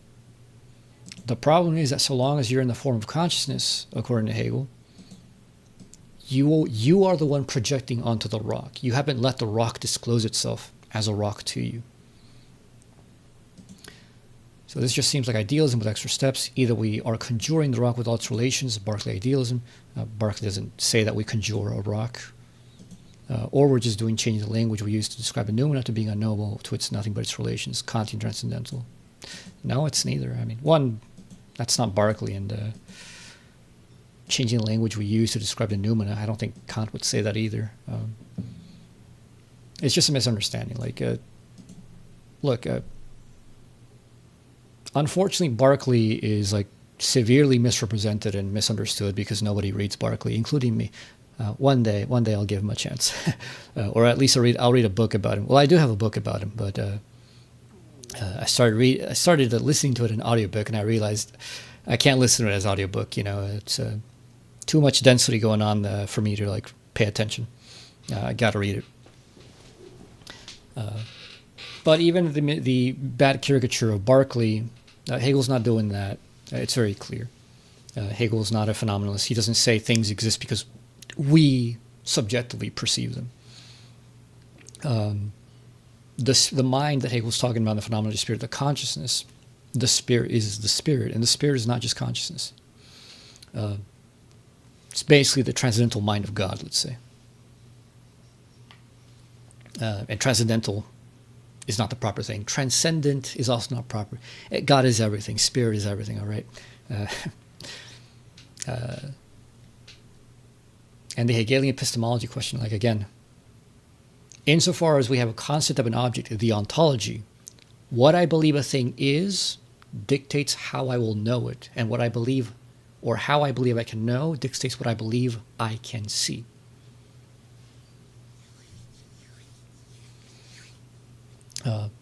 But anyways, this has been a lot longer than I expected. For those of you who interacted in the comments, thank you. I appreciate that. You know, it beats just sitting here alone and reading to myself. You know, imagining an audience. You know, that's receptive. Beyond that, we have been going for 3 hours, and I'm hungry, and I need to go eat.